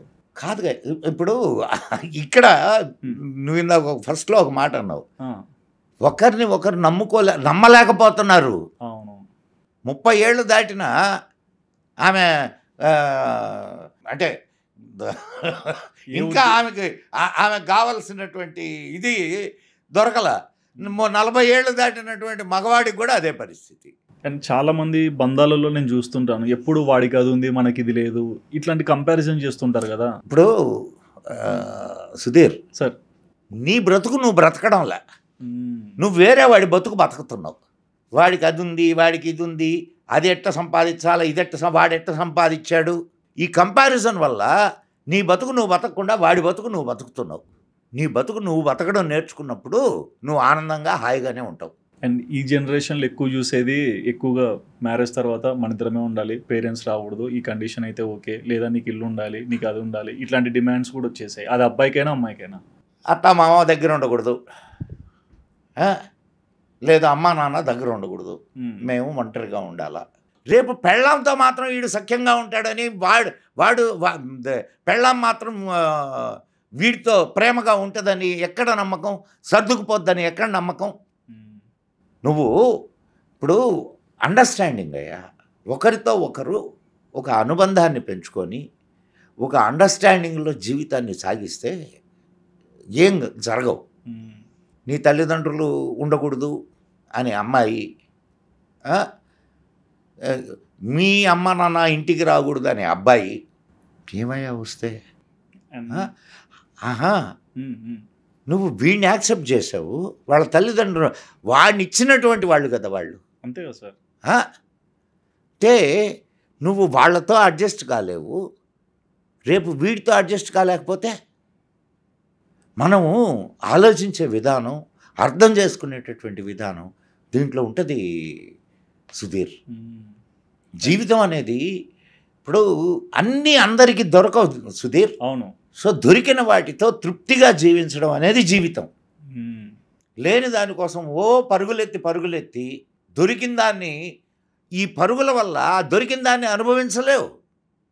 అవునా కాదా? అంతే సార్. సో జీవితం అనేది తృప్తిగా జీవించడం ఎలాగో నేర్చుకోగలిగితే, ఎస్ భగవంతుడు ఇచ్చింది ఇది, ఈ జీవితం భగవంతుడు ఇచ్చింది, దీన్ని ఆనందంగా గడపాలి. అండ్ ఇప్పుడున్న జనరేషన్ వాళ్ళలో కూడా ఇంకోటి ఎక్కువ గమనిస్తున్నాను సార్, కల్చర్ అనేది బాగా పెరిగిపోయింది. ఇళ్లలోనే మందు పార్టీలు కానీ, అంటే కల్చరే అది కల్చరా అంటే నువ్వే అంటున్నావు. తప్పయ్యా, తప్పు సుధీర్. అంటే వీళ్ళ ఉద్దేశం సార్ కాదు, దాన్ని కల్చర్ అనబాక అసలు. ఓకే సార్, ఒక కల్చర్ అంటే ఏంది? కల్చర్ అని అంటే నీ జీవితం ఆనందంగా హాయిగా గడపగలిగినటువంటి విధానము. పబ్బులకి వెళ్ళి మందు కొట్టి దారిలో ఎక్కడో రోడ్డు పక్కన మురుగు కాలువలో పడిపోతే అది కల్చరా? దాన్ని కల్చర్ అంటామా? ఏది కల్చరు? హాయిగా మన ఇద్దరం కూర్చొని ఒక మంచి సబ్జెక్ట్ మీద మాట్లాడుతున్నామే, ఇది కల్చర్. థాట్స్ని ఎక్స్చేంజ్ చేసుకుంటున్నామే, ఇది కల్చర్. అది దాన్ని కల్చర్. దానికి ముందు ఇంకొక వర్డ్ వాడాలి నువ్వు, ఓ బ్యాడ్ కల్చర్ అని. ఒక బ్యాడ్ కల్చర్ సార్. ఒక బ్యాడ్ కల్చర్లో ఇంకొక పాయింట్ కూడా సార్, అంటే ఇళ్లలోనే ఎక్కువగా పార్టీస్ గ్యాదరింగ్స్ ఇట్లా చేసుకొని తాగడం తిరగడం ఇట్లా. తండ్రి కూతుళ్ళు తండ్రి కొడుకులు కూర్చొని తాగుతూ ఉంటే అంటే ఒకప్పుడు భయపడేవాళ్ళు సార్, ఇంట్లో ఆడవాళ్ళు ఉంటారు, మనం ఇంట్లో ఇట్లాంటివి చేయకూడదని బయటికి వెళ్ళని వచ్చేవాళ్ళు చాలా మంది. అంటే ఏదో ఎవరైనా ఉండొచ్చు, బట్ అదే ఇంట్లో అసలు తాగని వాళ్ళ దగ్గర నుంచి తాగేవాడు భయపడి ఇంటికి వచ్చే దాకా అంటే మార్పు ఇది.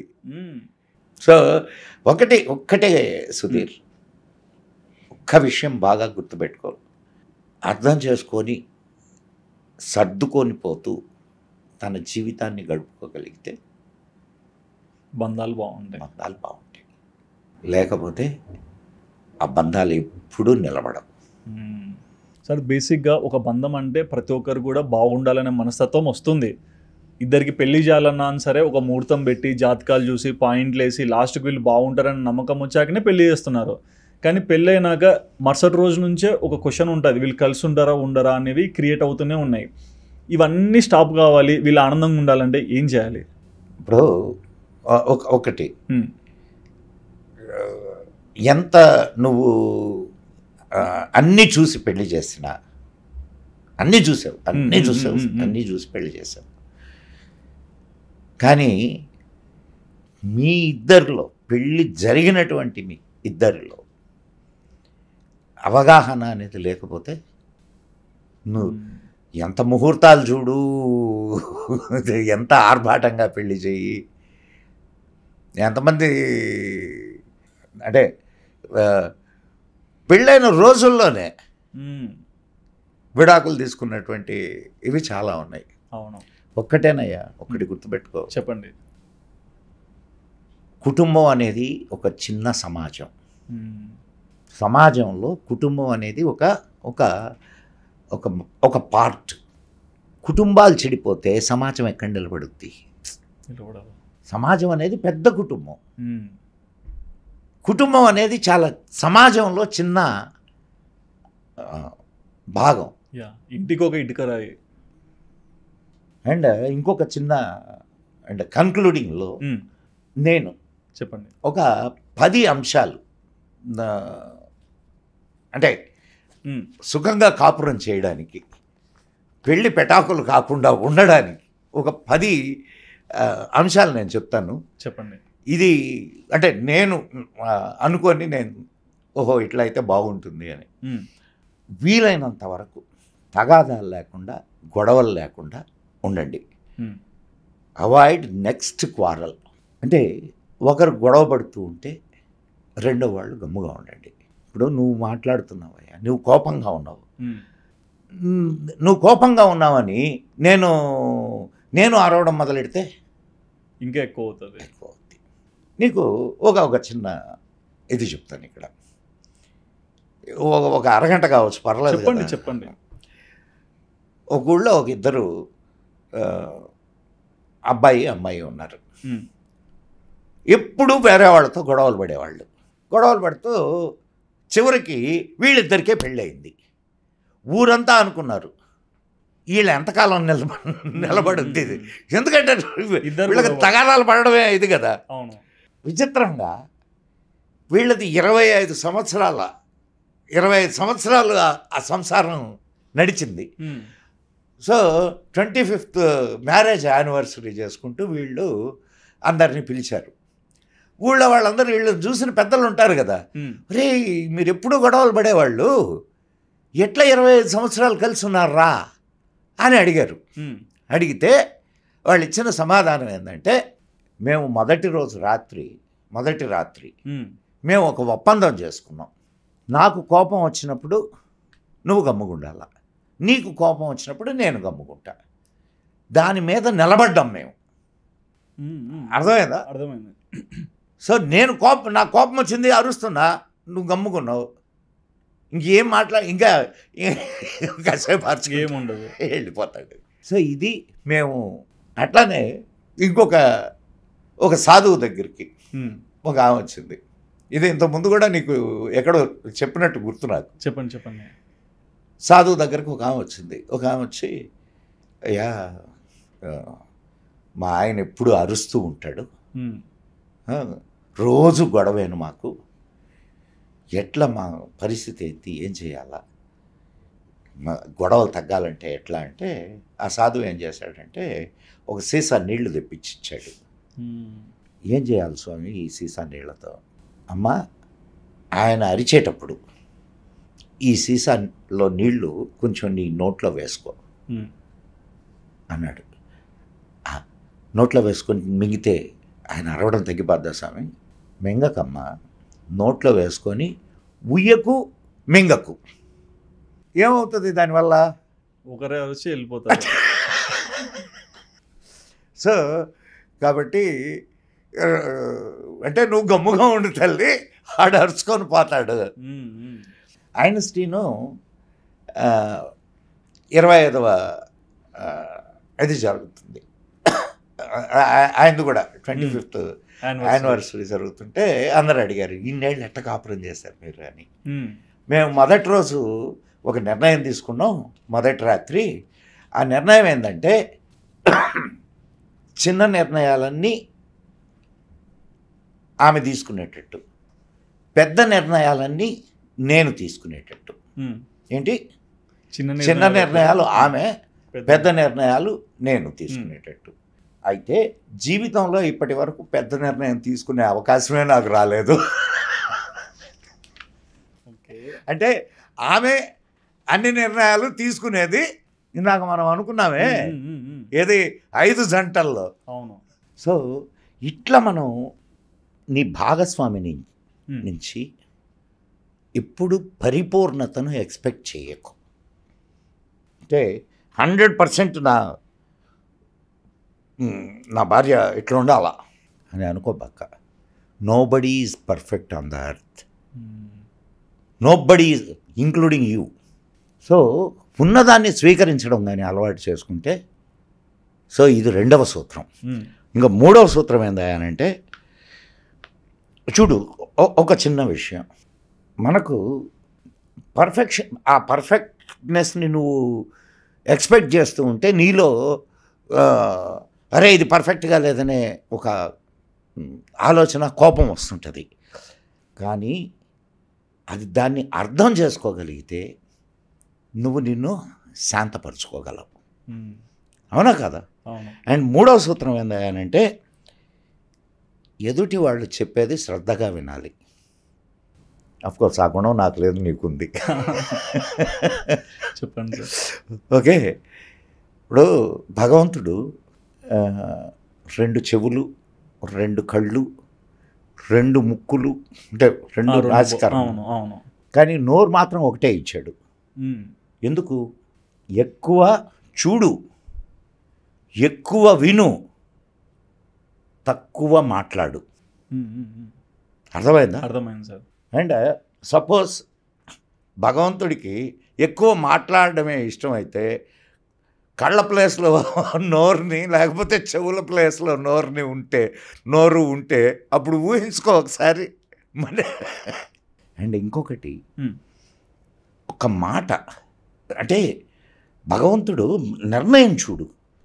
ఒక మాట బయటకు రావాలి అని అంటే ఎక్కడి నుంచి రావాలి? ఇక్కడి నుంచి మొదలై ఇక్కడికొచ్చి ఇక్కడి నుంచి ఎంత ఎంత ప్రయాణం చేసి బయటకు వస్తుంది మాట. అవును, అవునా కదా? ఇక్కడ ఆలోచించి ఇక్కడ నుంచి గాలితో మాట్లాడతాము. అంటే మాట అంత పొదుపైనది, విలువైనది. And moreover tongue is in a wet place. Be careful, it may slip any time. Very powerful. నాలుక అనేది తడి ప్రదేశంలో ఉంది, ఎప్పుడైనా జారొచ్చు, జాగ్రత్త. అండ్ ఇంకొకటి 4వ సూత్రం, 3 సూత్రాలు అయిన 4వ సూత్రం ఏంటంటే అందరినీ అభినందించడం నేర్చుకోండి. ఇది ఒక్క వివాహాని కోసమనే కాదు, ఒక యాటిట్యూడ్ డెవలప్ అయితే ఆ యాటిట్యూడ్లో ఉన్నవాడు ఎవడైనా సరే ఎవరితో అయినా అడ్జస్ట్ కాగలడు. నువ్వు ఇప్పుడు నువ్వు చాలా చక్కగా కెమెరా షూట్ చేస్తున్నావా అని అతన్ని ఒకసారి పొగిడావనుకో, ఎంత ఆనందపడతాడు. చాలా.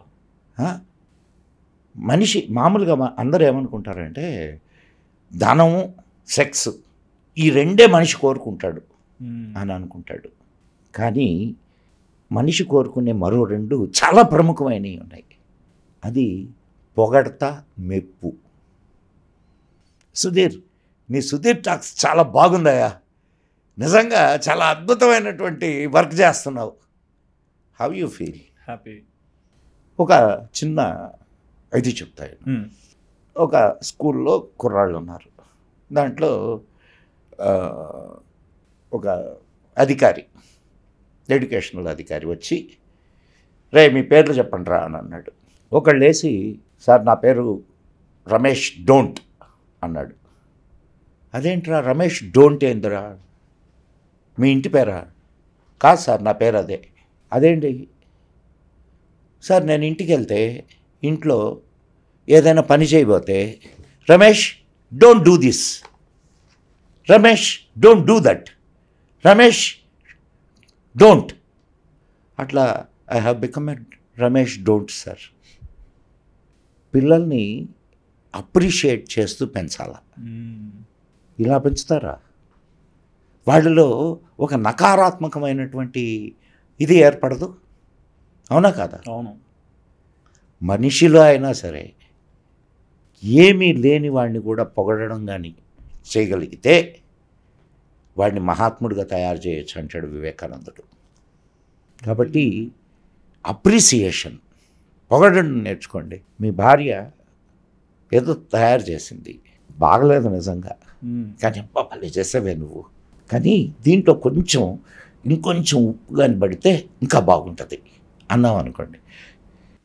ఏం చేసావే, ఉప్పు తక్కువ వేసావు, దానికి బాగా చేసావు, ఉప్పు కొంచెం ఎక్కువైతే ఇంకా చాలా బాగుంటుంది అని అన్నావు అనుకో, తేడా లేదా? నువ్వు ప్రతిదానికి, ఆమె చేసిన ప్రతిదానికి నువ్వు ఆమెని విమర్శిస్తూ ఉంటే ఆమెకు నీ మీద ప్రేమ ఎక్కడ పుట్టుద్ది? So appreciation is the 4th one. And క్షమించేటటువంటి గుణాన్ని నీలో పెంచుకో. ఎప్పుడైతే నీలో క్షమాగుణం, క్షమించే గుణం పెరుగుతుందో అప్పుడు ఒక తప్పు చేసిన ఎవరైనా, నేను ఇద్దరికీ చెప్తున్నాను, ఇద్దరికీ చెప్తున్నాను. సో ఆ క్షమాగుణం ఉంటే ఖచ్చితంగా ఎదుటి వాళ్ళని క్షమించగలవు, నువ్వు ఆనందంగా ఉండగలవు. ఇక్కడ నీకు ఒక చిన్న సంఘటన చెప్తాను, సరదాగా. అంటే చెప్పండి. ఇద్దరు ఫ్రెండ్స్ కలిశారు. ఇద్దరు ఫ్రెండ్స్ కలిసి బార్లో ఎంజాయ్ చేశారు. చాలా లేట్ అయిపోయింది. వెంటనే ఫోన్ వచ్చింది ఒక అతనికి. ఫోన్ ఎత్తి మాట్లాడి నేను వస్తాను అని అంటే హడావుడిగా పరిగెత్తాడు. సరే, తర్వాత మళ్ళీ 4 రోజులు వీళ్ళు కలవాల, చిన్ననాటి స్నేహితులు. తర్వాత 5వ రోజు కలిశాడు. కలిస్తే ఏంటి ఆ రోజు హడావుడిగా పరిగెత్తావు, ఏమైంది? మా ఆవిడ, నేను ఇంటికి వెళ్ళేసరికి లేట్ అయింది కదా మనం వచ్చేసరికి, నేను ఇంటికి వెళ్ళేసరికి మా ఆవిడ హిస్టారిక్గా మారింది అని. ఏంటి హిస్టారిక్గా మారుతారా ఆడవాళ్ళు? హిస్టారిక్గా మారింది అని అంటే అదేంటి హిస్టీరికా నువ్వు అన్నది హిస్టారికా అని అడిగాడు. నేను చెప్పింది హిస్టారికే. మా ఆవిడ మా పెళ్ళైనప్పటి నుంచి జరిగిన విషయాలన్నీ ఏకరువు పెట్టింది, లేట్గా వచ్చినందుకు తిడుతూ. సో అలా కాకుండా క్షమించే గుణం కానీ ఉంటే ఎన్ని తప్పులు చేసినా మనకు పెద్ద విషయంగా అనిపించదు. 6వ సూత్రం వినయము నమ్రత. ఇది మనిషి పెంచుకోవాలి. వినయంగా నమ్రతగా ఇప్పుడు చూడు, నీకు ఇక్కడ అంటే ఏదైనా ఒక ఉదాహరణతో చెప్తే బాగుంటుందనే ఉద్దేశంతో ఒక ఋషి ఉన్నాడు, ఒక గొప్ప వ్యక్తి. ఆయన దైవ విషయాల్ని అందరికీ చెబుతూ చాలా మంచి పేరు సంపాదించుకున్నాడు. ఆయన దగ్గరికి ఆయన మిత్రులు వచ్చి, నువ్వు అందగాడివా? కాదు. పోనీ గొప్పగా మాట్లాడతావా? అది లేదు. కానీ నువ్వంటే ఎందుకు జనాలు ఇంత విరగబడుతున్నారు అని అంటే ఆయన ఇచ్చిన సమాధానం ఏందో తెలుసా? భగవంతుడు తన శక్తిని చూపించడానికి నన్ను ఎన్నుకున్నాడు. తన కృపా కటాక్షాలు ఉంటే అందహీనుడైనా, మాటలు రానివాడైనా, మాటలాడడం చేతరాని వాడైనా సరే గొప్పవాడవుతాడు అని చెప్పి ఆయన శక్తిని చూపించుకునేదానికి నన్ను సాధనంగా వాడుకున్నాడని చెప్పాడు. అట్లాంటి వినయము నమ్రత మనం అలవాటు చేసుకుంటే చాలా మనం ఆనందంగా బ్రతకగలం. అండ్ ఇంకొక నెక్స్ట్ ఇదేంటంటే 7వ సూత్రం. నేను ఒక్కొక్క సూత్రాన్ని గురించి చెప్తూ పోతే ఇది గంటలు గడిచిపోద్ది, అందుకనే నేను చెప్పండి. చర్చించండి, వాదించొద్దు. డిస్కషన్ చేయాలి, అంతే. కరెక్ట్, డిబేట్ చేయకూడదు. ఇప్పుడు మన ఇద్దరం కూర్చున్నాం, ఒక విషయాన్ని గురించి చర్చించడం మొదలు పెట్టామనుకో, మంచి చెడు తెలుస్తుంది. వాదించడం మొదలు పెట్టామనుకో, if you win the debate you lose the person. అర్థమైందా? డిబేట్ చేస్తే నువ్వు గెలవాలని చేస్తావు. ఎప్పుడైతే నువ్వు గెలవాలని చేస్తావో అవతలి వాడు ఓడిపోతాడు, అవతల వాడిని కోల్పోతావు నువ్వు. కోల్పోవడం. సో భార్యాభర్తల మీద చర్చ వస్తే మంచిదే కానీ డిబేట్ వస్తే, వాదన వస్తే అది ఒకరినొకరు లూజ్ కావడానికి. కాబట్టి ఎప్పుడూ డిబేట్ చేయొద్దు. కాస్త అంటే దాన్ని ఏమంటారంటే హ్యూమరిజం. నీలో హ్యూమరిజం కానీ పెంచుకున్నావంటే ఇంకా చాలా సరదాగా జీవితం గడిచిపోద్ది. ఇప్పుడు ఊరికే సరదాగా చెప్తాను. నేను మా పెళ్ళైనప్పుడు మా ఆవిడ జడ పొడుగ్గా ఉండేదన్నమాట. ఓకే. కానీ బాల నరుపు, అక్కడక్కడ తెల్ల వెంట్రుకలు ఉండే, నాకు కనిపించలేదు అది. పెళ్ళైన తర్వాత సన్నిహితంగా ఉంటాం కాబట్టి కనిపించింది. సరదాగా నేను తెల్లని జడలో మల్లెపూలు నవ్వులకు అర్థం తెలిపాను అని చెప్పి పాట పాడడం మొదలెట్టా. అంటే సరదాగా ఉండడం మొదలు పెడితే నువ్వు దేన్నైనా సరే. ఇప్పుడు ఒక భర్త ఆయన ఫ్రెండ్స్తో చెప్తున్నాడు అనమాట, రే ఇంతకుముందు మా ఆవిడ నాకు చెప్పులు తెచ్చిచ్చేది, మా కుక్క అరుస్తూ ఉండేదిరా. ఇప్పుడు మా కుక్క అరుస్తూ ఉంది, మా కుక్క చెప్పులు తెచ్చిస్తుంది, మా ఆవిడ అరుస్తూ ఉందిరా. ఆవిడ కాస్త సరదా మనిషి. ఇప్పుడు కూడా మీకు రెండు లభిస్తున్నాయి కదా. సో అట్లా అంటే సరదాగా మీరు సరదా. ఇప్పుడు ఒక పొడుగాటి వాడు భర్త, పొట్టి భార్య, నిన్ను మింగేస్తానని అన్నాడు. మింగేయండి, అప్పుడు మీకు కడుపులో కూడా బ్రెయిన్ తయారవుద్ది కదా. అంటే నీకు బ్రెయిన్ కడుపులోకి వస్తుంది. సో అట్లా నువ్వు సరదాగా కానీ ఇది చేయగలిగితే నీకు నీ కుటుంబం ఆనందంగా గడిచిపోద్ది. సరదాగా జోకులు వేసుకుంటూ వెళ్ళండి. అండ్ ఆఫ్కోర్స్ నాకు ఈ పదం మాట్లాడాలంటే భయం వేస్తుంది. చెప్పండి. ఎప్పుడు ప్రేమతో ఉండడం నేర్చుకోండి, ప్రేమించడం నేర్చుకోండి. ప్రేమించడం అనగానే నాకు సో ప్రేమించడం నేర్చుకుంటే అవతల వాళ్ళు చేసే తప్పుల్ని కూడా మీరు క్షమించగలరు. ప్రేమ అనేది చాలా చాలా ముఖ్యమైనది. చివరిగా 10వ అంశంతో నేను ఇది 9 ఏది ప్రేమించడం 10వ అంశంతో నేను దీనికి నా వాణికి విరామాన్ని ఇస్తాను. 10వ అంశం, ఈరోజు మనం ఏం చేసాం, దేవుళ్ళ పటాలు తీసి బయట పారేసాం. ఎప్పుడైతే దేవుణ్ణి బయట పెట్టామో ఆ గ్యాప్ని ఏది ఇది చేస్తుంది, దెయ్యాలు ఫుల్ఫిల్ చేస్తాయి. ఓకే, అంతే కదయ్యా. ఇప్పుడు ఆ గ్యాప్ ఉంది. ఆధ్యాత్మికత, దైవం లేడు, దైవం లేకపోతే దెయ్యం ఉంటుంది. సో ఇప్పుడు ఇళ్లల్లో మనం దేవుడి పటాలను తీసి బయటపడేస్తే ఆ ప్లేసుల్ని దయ్యాలు వచ్చి కూర్చుంటాయి. కాబట్టి మళ్ళా దేవుణ్ణి ఆహ్వానించండి. ఎక్కడో చోట నువ్వు ఎక్కడికో బయటకు వెళ్ళేటప్పుడు కనీసం ఆయన్ని ఒకసారి నీ ఇష్టం వచ్చినటువంటి దేవుడు ఆయన ఒకసారి అటు చూసి వెళ్ళి, లేదా ఒక 5 నిమిషాలు 10 నిమిషాలు దేవుడి దగ్గర కూర్చోను. రోజు ఒక్కసారి కలిసి భోంచేయండి, రోజులో ఒక్క పూట. ఇవి చేస్తే ఖచ్చితంగా సంసారాలు బాగుంటాయి.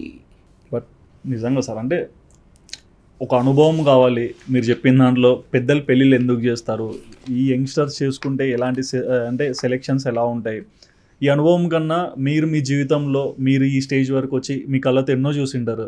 సో అందుకే నేను నీకు ఇన్ని ఉదాహరణలు ఇచ్చుకుంటూ చెప్పిన కారణం ఏంటంటే, ఎస్ లాట్ ఆఫ్ ఇన్ని చూస్తున్నాం. ఇప్పుడు నాకు ఇద్దరు కుమార్తెలకు పెళ్ళిళ్ళు చేశానయ్యా. వాళ్ళ సంసారాలు జరుగుతున్నాయి, వాళ్ళు వచ్చి ఏదో కంప్లైంట్ చేస్తుంటారు. అట్టని వదిలేసి రమ్మా అని చెప్తామా?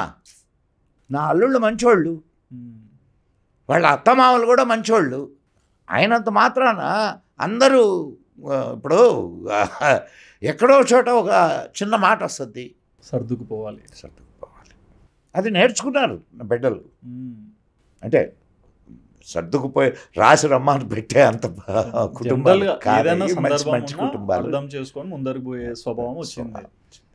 అండ్ ఇంకొక విషయం కూడా చెప్తున్నా, నా బిడ్డల పెళ్ళిళ్ళు ఇద్దరు పెళ్ళిళ్ళు వ్యాపారం జరిగినట్టు జరగలేదు. నేను కట్నం ఇవ్వను అని చెప్పా. దానికి ఇష్టపడి నా ఇంటికి వచ్చి నా బిడ్డల్ని పెళ్లి చేసుకొని వెళ్ళారు. అట్టని నా బిడ్డలకి ఏం పెట్టకుండా ఉండలేదు.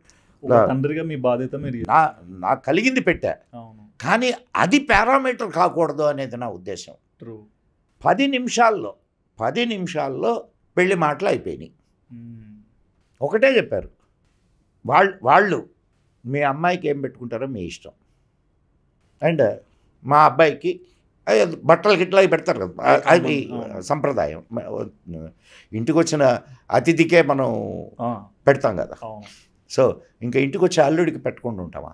అండ్ ఫైనల్ ఒక క్వశ్చన్ సార్, ఈరోజు పేపర్ తెరుస్తానో, ఇన్స్టానో, సోషల్ మీడియా తెరుస్తానో కొన్ని కనిపిస్తుంటాయి. భార్య అక్కడ భర్తను చంపిందో, భర్త భార్యను చంపాడో, లేకుంటే 45 ఏళ్ళ వయసు వచ్చాక 20 ఏళ్ళు అతనితో పోయిందనో, లేకుంటే ఈ అబ్బాయి అయినా అని స్కూల్లో టీచర్ని ఇష్టపడి, ఇవన్నీ కారణం ఏంటి? ఇందాక మనం ఇదంతా కారణం ఏంటి చెప్పారు. ఇప్పుడు మనసును అదుపు చేసుకోలేకపోవడం, మనసును అదుపు చేసుకునేటటువంటి విద్య మనకు లభించిందా? లేదు. సో మళ్ళా ఫస్ట్లో మనం చెప్పుకున్నాం చూడు, ఆధ్యాత్మిక విద్యను పోగొట్టుకున్నాం మనం. విద్య ఇప్పుడు నీకు రోజు దేవుడి దగ్గర కూర్చొని ఒక 10 నిమిషాలు ఏదో ధ్యానం చేస్తావు, నీకు చేతనైన ఇవి చేసుకుంటూ కూర్చున్నావు అనుకో, ఏదైనా ఒక నిర్ణయం తీసుకోవాల్సి వచ్చినప్పుడు ఒక పాజిటివ్ నిర్ణయం తీసుకుంటావు. ఖచ్చితంగా. అండ్ నీకు ఇప్పుడు ఇందాకన్నావు నువ్వు ఓ 45 ఏళ్ళ ఆమె 20 ఏళ్ళతో లేచిపోయింది అని. అక్కడ ఏం కనిపిస్తుంది నీకు? కామం, ఏది బరి తెగించిన కామం, తనను తాను అదుపు చేసుకోలేకపోవడం. చంపాడు. చంపడం ఏంటి? భర్త భార్యను చంపడం, భార్య భర్తను చంపడం. ఇవి అసలు అంత క్రౌర్యం ఎందుకు వస్తుంది అంటే తనను తాను అదుపు చేసుకోవడానికి కావలసినటువంటి శక్తి తనకు లేదు. ఆ మానసిక సమతౌల్యాన్ని కోల్పోతున్నాడు వాడు. ఆ మానసికమైనటువంటి దీన్ని ఇచ్చే ఆధ్యాత్మికతను, విద్యను మనం మర్చిపోయాం. Thank you sir, thank you. Right. So చూసారు కదండి, ఒక పెళ్లి పట్ల అని కాదు, అసలు ఒక రూట్స్ అనేవి ఎక్కడి నుంచి స్టార్ట్ అవుతున్నాయి, అవి ఎంతవరకు ప్రభావం చూపిస్తున్నాయో మనకి ఇంటర్వ్యూలో చాలా క్లియర్గా అర్థమైంది కదా. అండ్ ఈ ఇంటర్వ్యూలో మదన్ గుప్తా సార్ ఒక తండ్రిలాగా ఎన్నో మంచి మాటలు చెప్పారు. మరి ఆయన చెప్పిన మాటలు విన్నాక మీకు ఏమనిపించింది? అండ్ మీ మనసులో ఏమైనా ప్రశ్న ఉన్నా సరే మీ అభిప్రాయాన్ని తప్పకుండా కమెంట్ చేయండి. And please do subscribe our channel Sudheer talks for more updates.